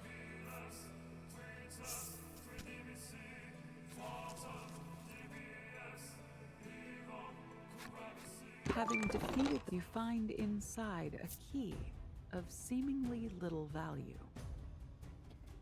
Nachdem ihr die Monster besiegt habt, wendet ihr euch wieder die Kiste zu und öffnet sie. In der Kiste findet ihr einen kleinen Schlüssel, der von keinem besonderen Wert zu sein scheint. Polka picks it up and tucks it away, a pleased look on his face. One never knows when a key could come in handy. Let's take it, just in case. Ihr habt Folgendes erhalten. Einfacher Schlüssel. Okay, Karten, Items, heilen. Verwenden. Du brauchst ein bisschen. Dann würde ich sagen, speichern wir erstmal. Weil vielleicht kriegen wir jetzt gleich einen Bosskampf und wenn wir vorher sterben oder dann sterben und wieder von vorne alles machen müssten, wäre kacke.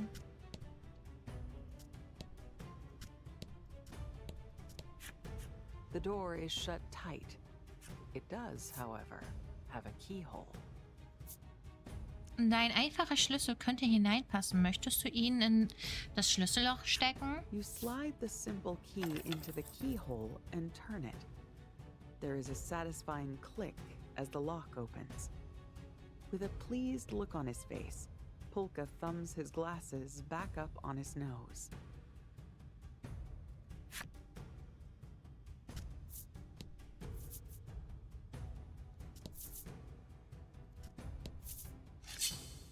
Ah, wir werden wieder angegriffen.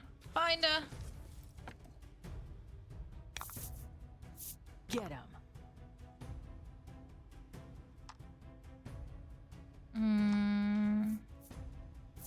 Wir laden nach. Also, Juwelen.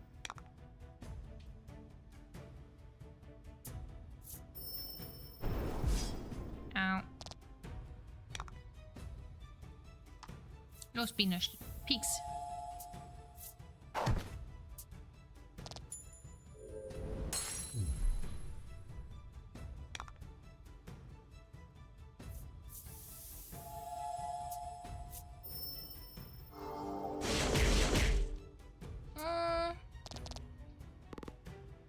Ich vermute nicht sehr effektiv. Aber egal, Wolf regelt. Nom.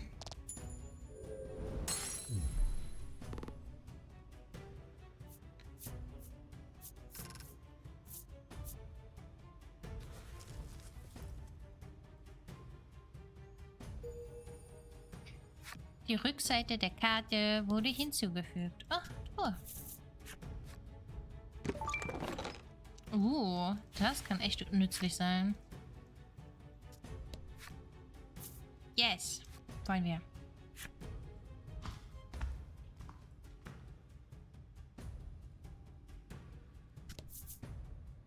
Okay. Ich habe irgendwie das Gefühl, dass wir hier jetzt nochmal speichern sollten.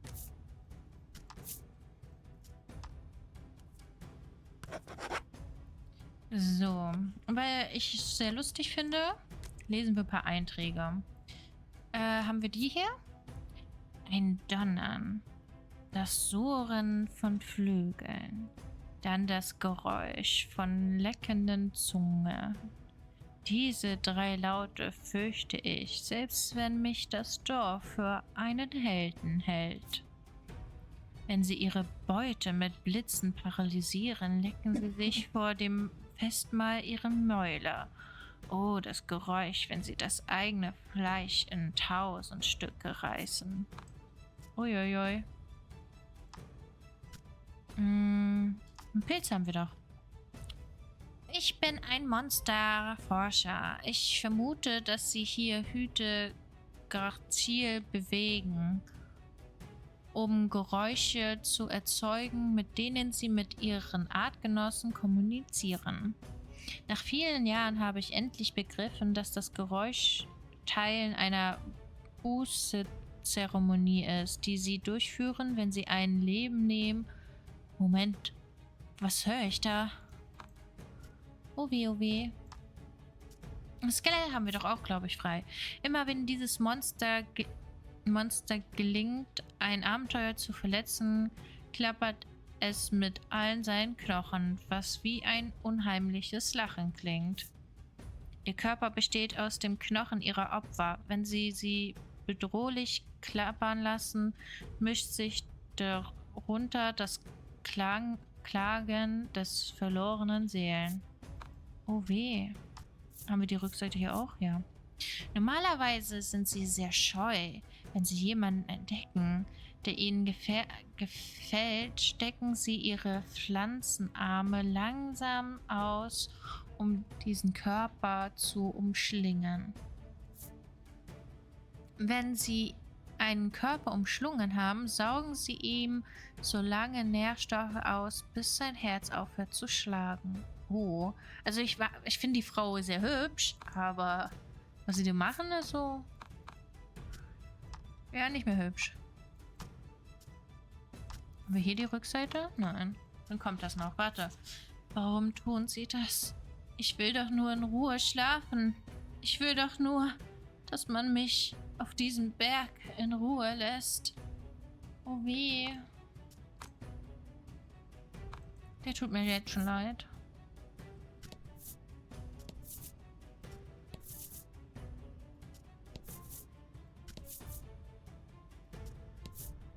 You swear you see something move in the darkness.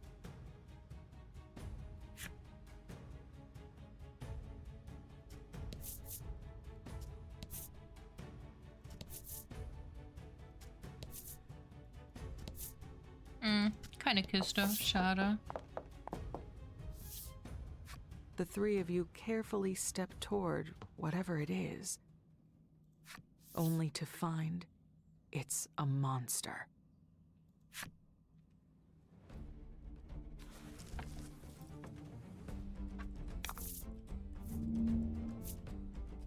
Uh, 100.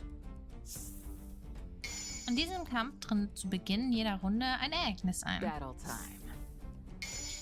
Erhöht den Feuerschaden aller Kämpfer um 3. Ob er Feuer macht? Würde halt Sinn machen, ne?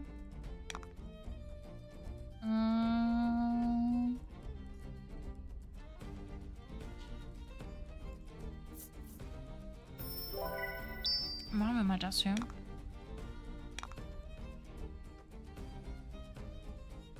Dann erhöht den Abwehr.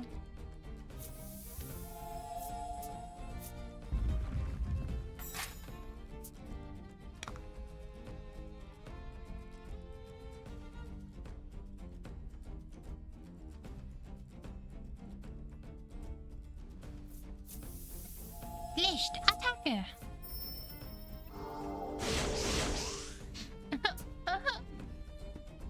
Was soll das?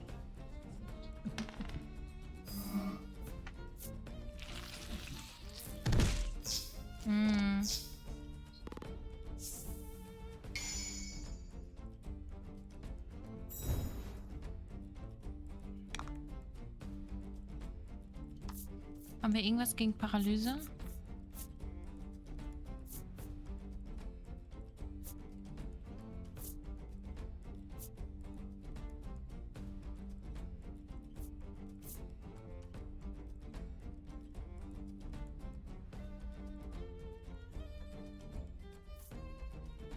Die Antwort ist nein.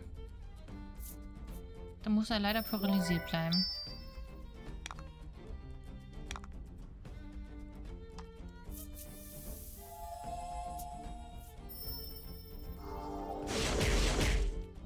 Okay, Licht ist nicht seine Schwäche. Oh ne, ich auch paralysieren.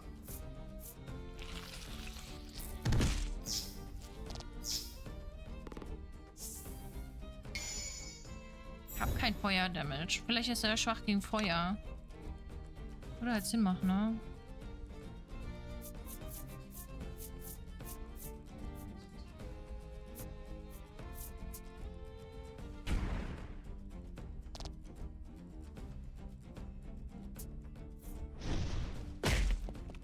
Okay, wir müssen ihn heilen. Er kann sich selbst heilen. Oder nein, wir heilen ihn, weil er mit Biene angreift.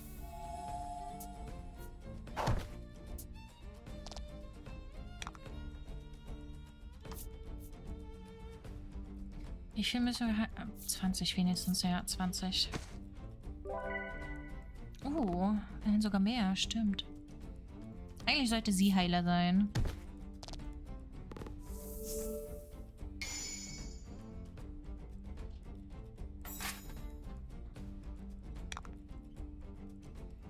Wir machen das auch nochmal. Weil die Dame beschwört dann einfach den Eisenboss.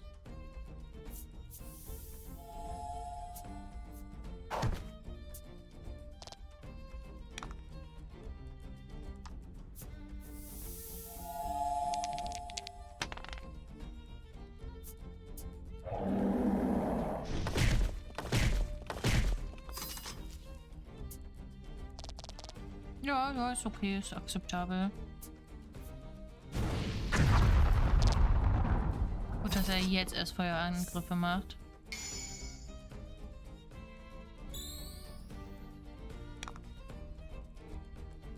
Der Boy kann sich selbst heilen.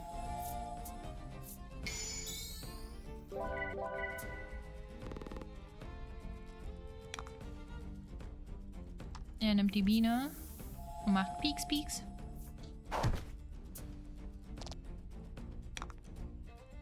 Und hier nehmen wir das ja.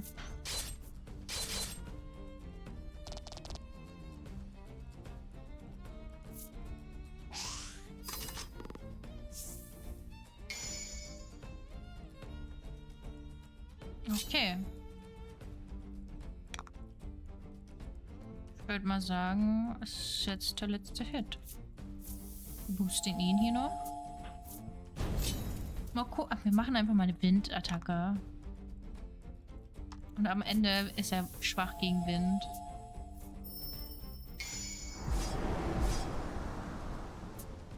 Nee, er war nicht schwach, aber hat trotzdem gut reingehauen.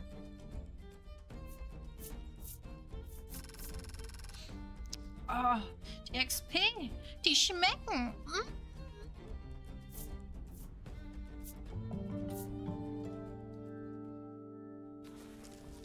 Was, wir kriegen ihn nicht als Karte? Enttäuschend. Something squirms in the worm's midsection. She did say the monster swallowed her partner, Polka whispers.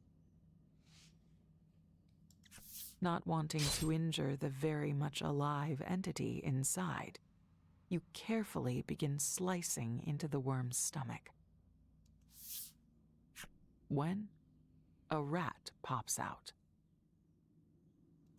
You've ventured into the deepest part of the ruins, but there's no sign of the large monster or the girl's partner. What if the rat is her partner?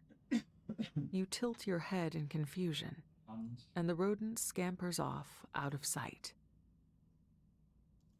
With no further leads to go on, you decide to return to the young girl for now and tell her what you found. Und dann war das... Choose get me out now if you're in a hurry. Und dann You all ist die resolve Maus to leave sein the sand Partner. ruins immediately.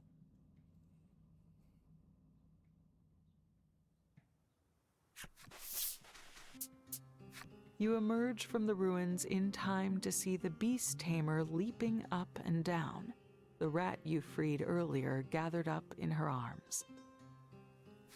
Thank, partner safe, happy, she squeals through tears of joy rather than sadness.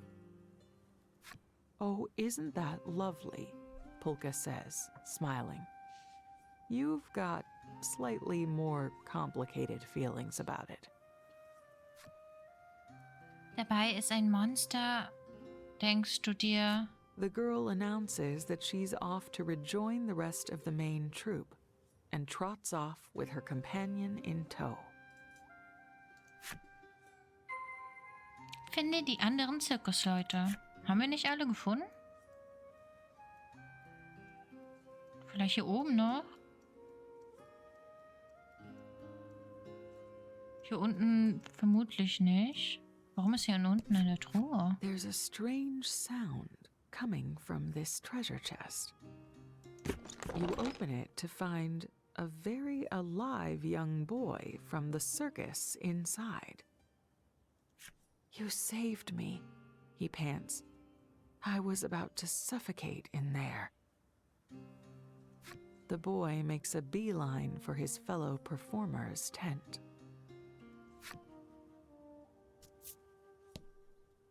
Having found the remaining 2 performers the young man mentioned, you return to his tent.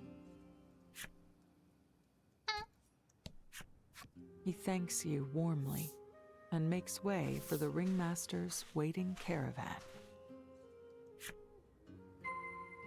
Kehre zum Wüstenzirkus zurück.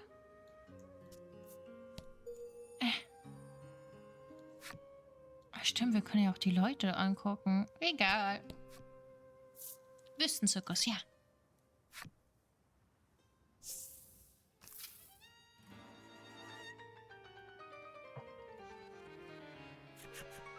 The caravan is larger than it was when you left. Seems the troop members you rescued found their way back safely.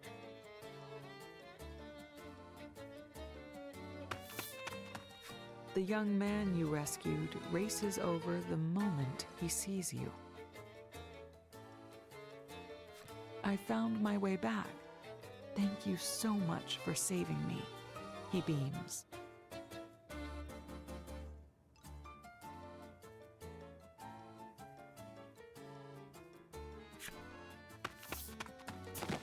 The ringmaster is next in line, peppering you with praise as he wrenches your entire arm up and down in a forceful handshake. He proudly announces that you can eat and drink your fill as a show of his gratitude. Oh, and he absolutely insists you see the show. He's certain you'll love it. Finding yourself looking forward to the circus, you decide to invite Legol and Polka to come along, but they're nowhere to be found. It looks like they took off on their own. Thinking it would be much more fun to go see the circus together, you decide to look for the pair.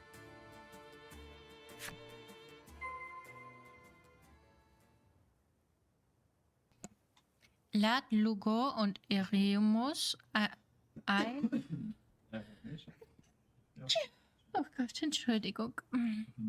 Und sieh dir die Vorstellung an.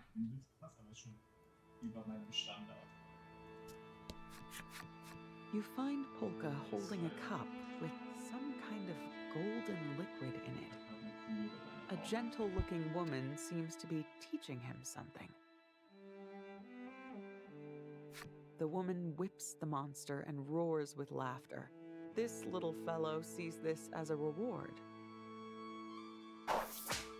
Polka nods along. Aha, I see. This is most instructive. You're not completely sure what you're looking at. You decide to drag Polka away and take him to the show.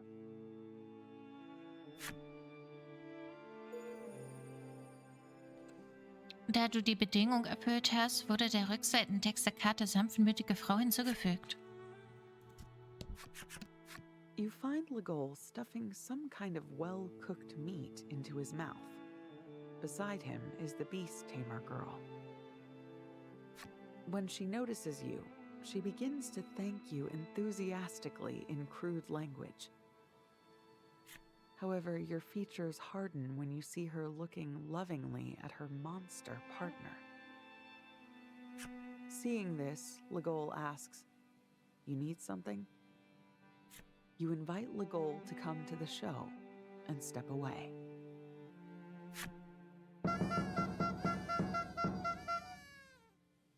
You can hear the sounds of a lively crowd coming from the circus tent. The show must be about to begin. Then let's go. Stepping into the tent is akin to entering another universe. Clowns balance atop balls. Jugglers juggle objects with ease. Performers soar through the air on the trapeze. Your first circus show is infinitely more impressive than all the images you'd conjured in your head. Unfortunately, you also find yourself too vexed to fully enjoy it. You cannot stop thinking about the girl making nice with that monster. The young boy makes a show of stopping his ball directly in front of you and holds something out to you. Which one of these do you like best? He asks with a wink. Wofür entscheidest du dich? Ich hätte das Gold gerne. You point at the money, but the boy simply keeps smiling at you. He makes no effort to hand it over. Hey. The boy points to his own round nose. You stare intently at his nose, but nothing happens. He then points to his hand. You look down at your own hands and... What? The money is already in your hand. Hab Folgendes erhalten. 900 Gold. Yes. The boy smiles wryly at you. You cannot help but gaze at the prize that so wondrously found its way into your possession. The Beast Tamer is the next performer to take the stage. It seems she's going to put on some sort of monster show, as you'd expect. Können wir den Drachen haben? Ich möchte den als Haustier behalten. Though this time, she's joined not just by the rat, but other foul creatures.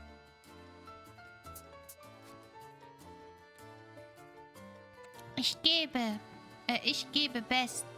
Bestes. Seht, staunt.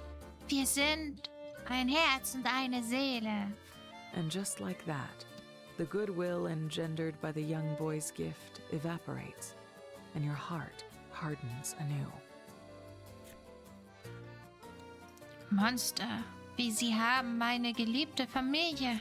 The Beast Tamer, however, has no idea that you harbor such simmering resentment, and begins her show. Or she tries to, but one of the beasts begins raging out of control. Help! The ringmaster shouts in a panic. You instinctively grip your weapon and leap out of your seat to confront the monster. Tja, auch Monster haben ihre eigenen Willen. Battle time.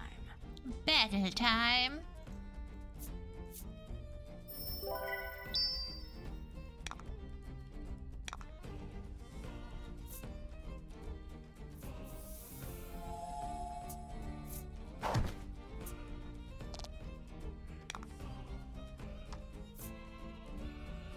Erst wird er gepiekst, jetzt wird er noch geblendet.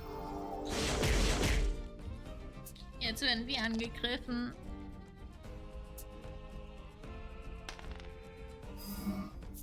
Ja, das tut ja nicht so weh. Es tut doch weh.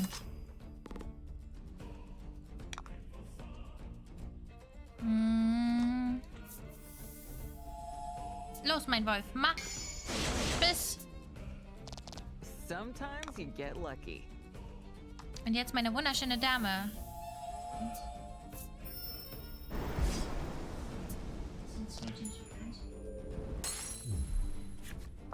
The monster is nearly dead.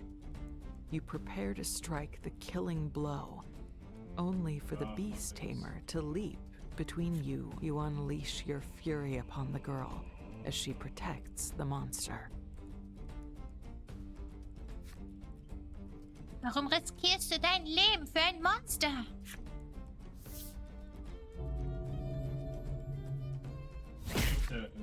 Polka's eyes widen as she easily parries your attack.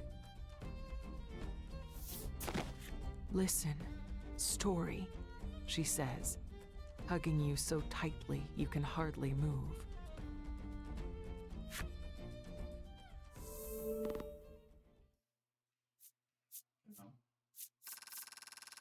Wenigstens kriegen wir Gold.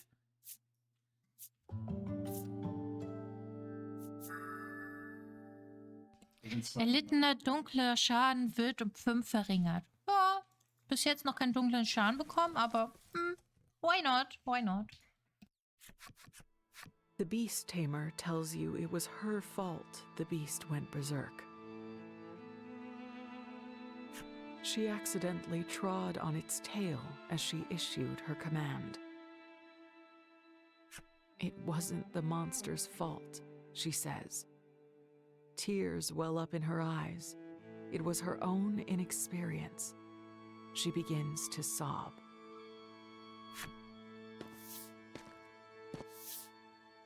The ringmaster peels her off you and gives you his heartfelt thanks for once again saving the circus.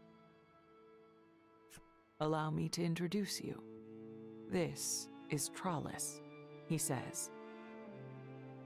He follows up the introduction with yet another unexpected request. He wants Trollis to accompany you so she can further develop her skills. Apparently, the idea came to him as soon as he saw your masterful command of the beast in battle. Trollis, trembling, turns her gaze to you. Möchtest du Tylis erlauben, euch zu begleiten? Ja. You hesitate. That's a fantastic idea, bellows Polka, agreeing in your stead. Legol turns to Trollis. We're all talking around you.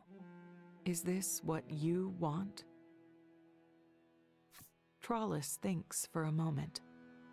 Yes, train, she chirps, nodding emphatically. Sensing no way to push back against the overwhelming force of Polka and the ringmaster, you agree to take Trollis along. She breathes frantically through her nose. Do best, she says eagerly. Ist cute. Sie ist fast wie ein kleines Mädchen, was man beschützen möchte. Tylis schließt sich der Gruppe an. This is shaping up to be a fun journey, Polka says, visibly excited. Polka has apparently invited himself to join your crew. Legol starts to say something, but Polka is already so deep into a speech that he loses the will. We must celebrate the start of Trollis's training, the ringmaster shouts. Not a moment later, everything and everyone is in motion. The various performers jostle you about as they rush up to wish you the best and tell you to take good care of Trollis. Wir sind anscheinend sprachlos, aber natürlich werden wir auf sie aufpassen.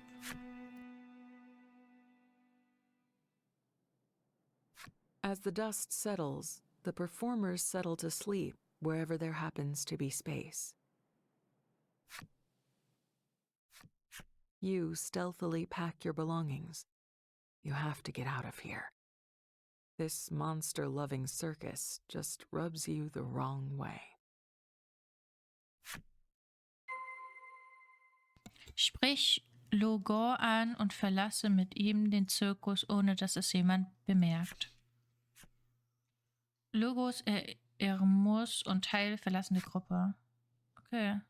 Müssen wir ihn noch finden. Ich kann nur sagen, dass Bounty.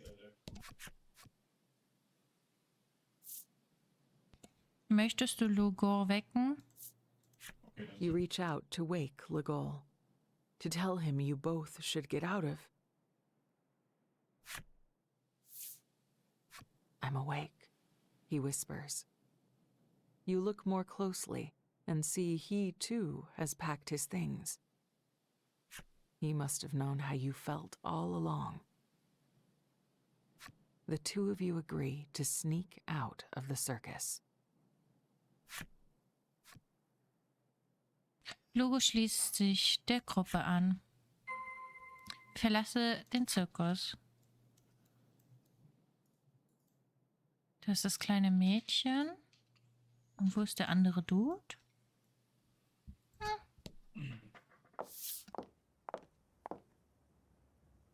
You approach the exit to find Polka standing there, as though he were waiting for you.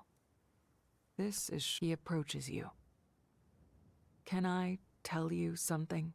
He asks, in a far more measured tone than you've ever heard from him.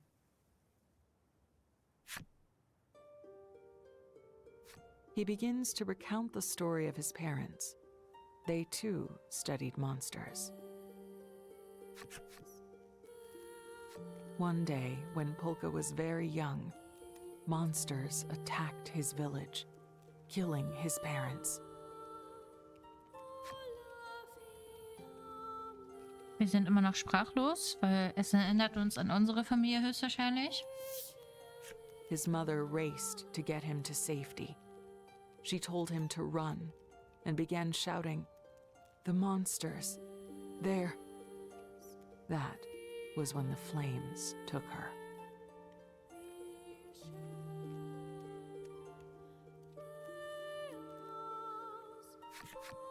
Polka tells you that he began studying monsters in the hopes of one day understanding what she was trying to say.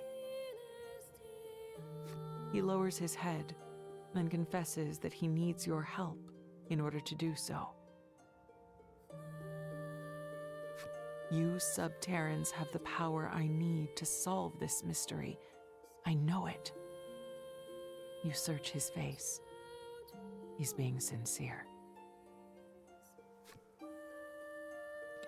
Willst du Eremus helfen? Natürlich wollen wir ihm helfen. You nod. Polka is no longer just someone you met, or just some scholar. He's you, an orphan. You tell Polka you'll help him once he answers one question. Does he hate monsters? Wisst ihr, was ich sehr schwierig finde? Ich verstehe, warum sie Monster hasst. Aber ich denke, auch wenn es jetzt nur ein Spiel ist, dass auch im Spiel friedliche Monster geben werden, die einen nie angreifen. Und sowas Ähnliches hatten wir schon gehabt. Wir hatten, als wir zum ersten Mal in eine Höhle gegangen sind, wo dieser Eisenmonster war, die haben uns nicht angegriffen. Wir haben sie angegriffen. Also, ich denke, sie müsste den Hass ablegen und anfangen,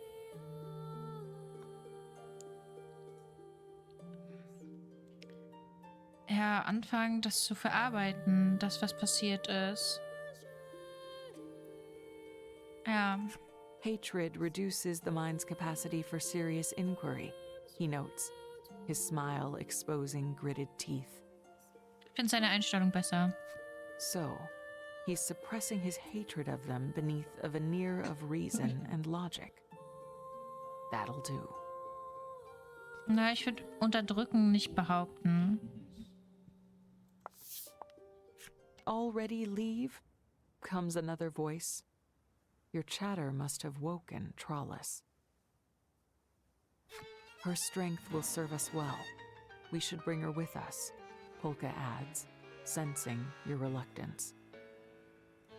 Serve well, Trollis parrots, sweeping you off your feet. Anscheinend ist die Kleine auch ziemlich stark.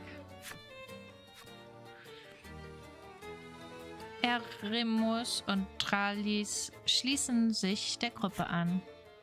Thus were your defenses eroded and your ranks bolstered. You depart the circus with your new companions.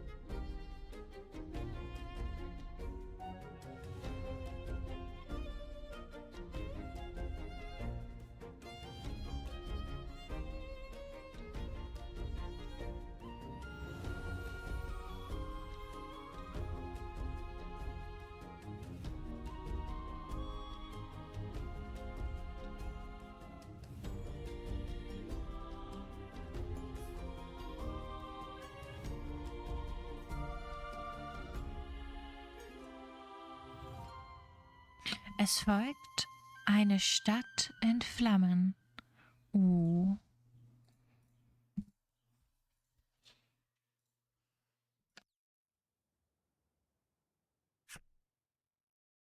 Einige Tage später.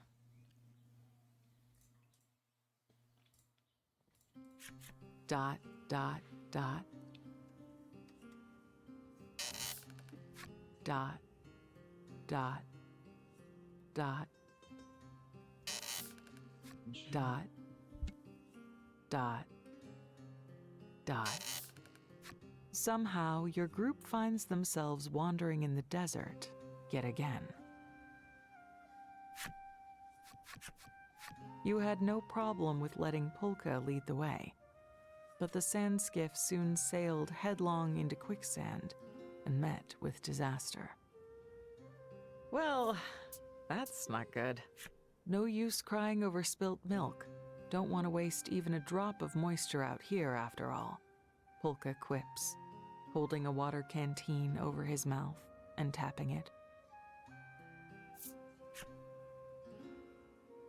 Als du diese Worte hörst, ja, wir antworten. You say in a flat tone, I don't get it.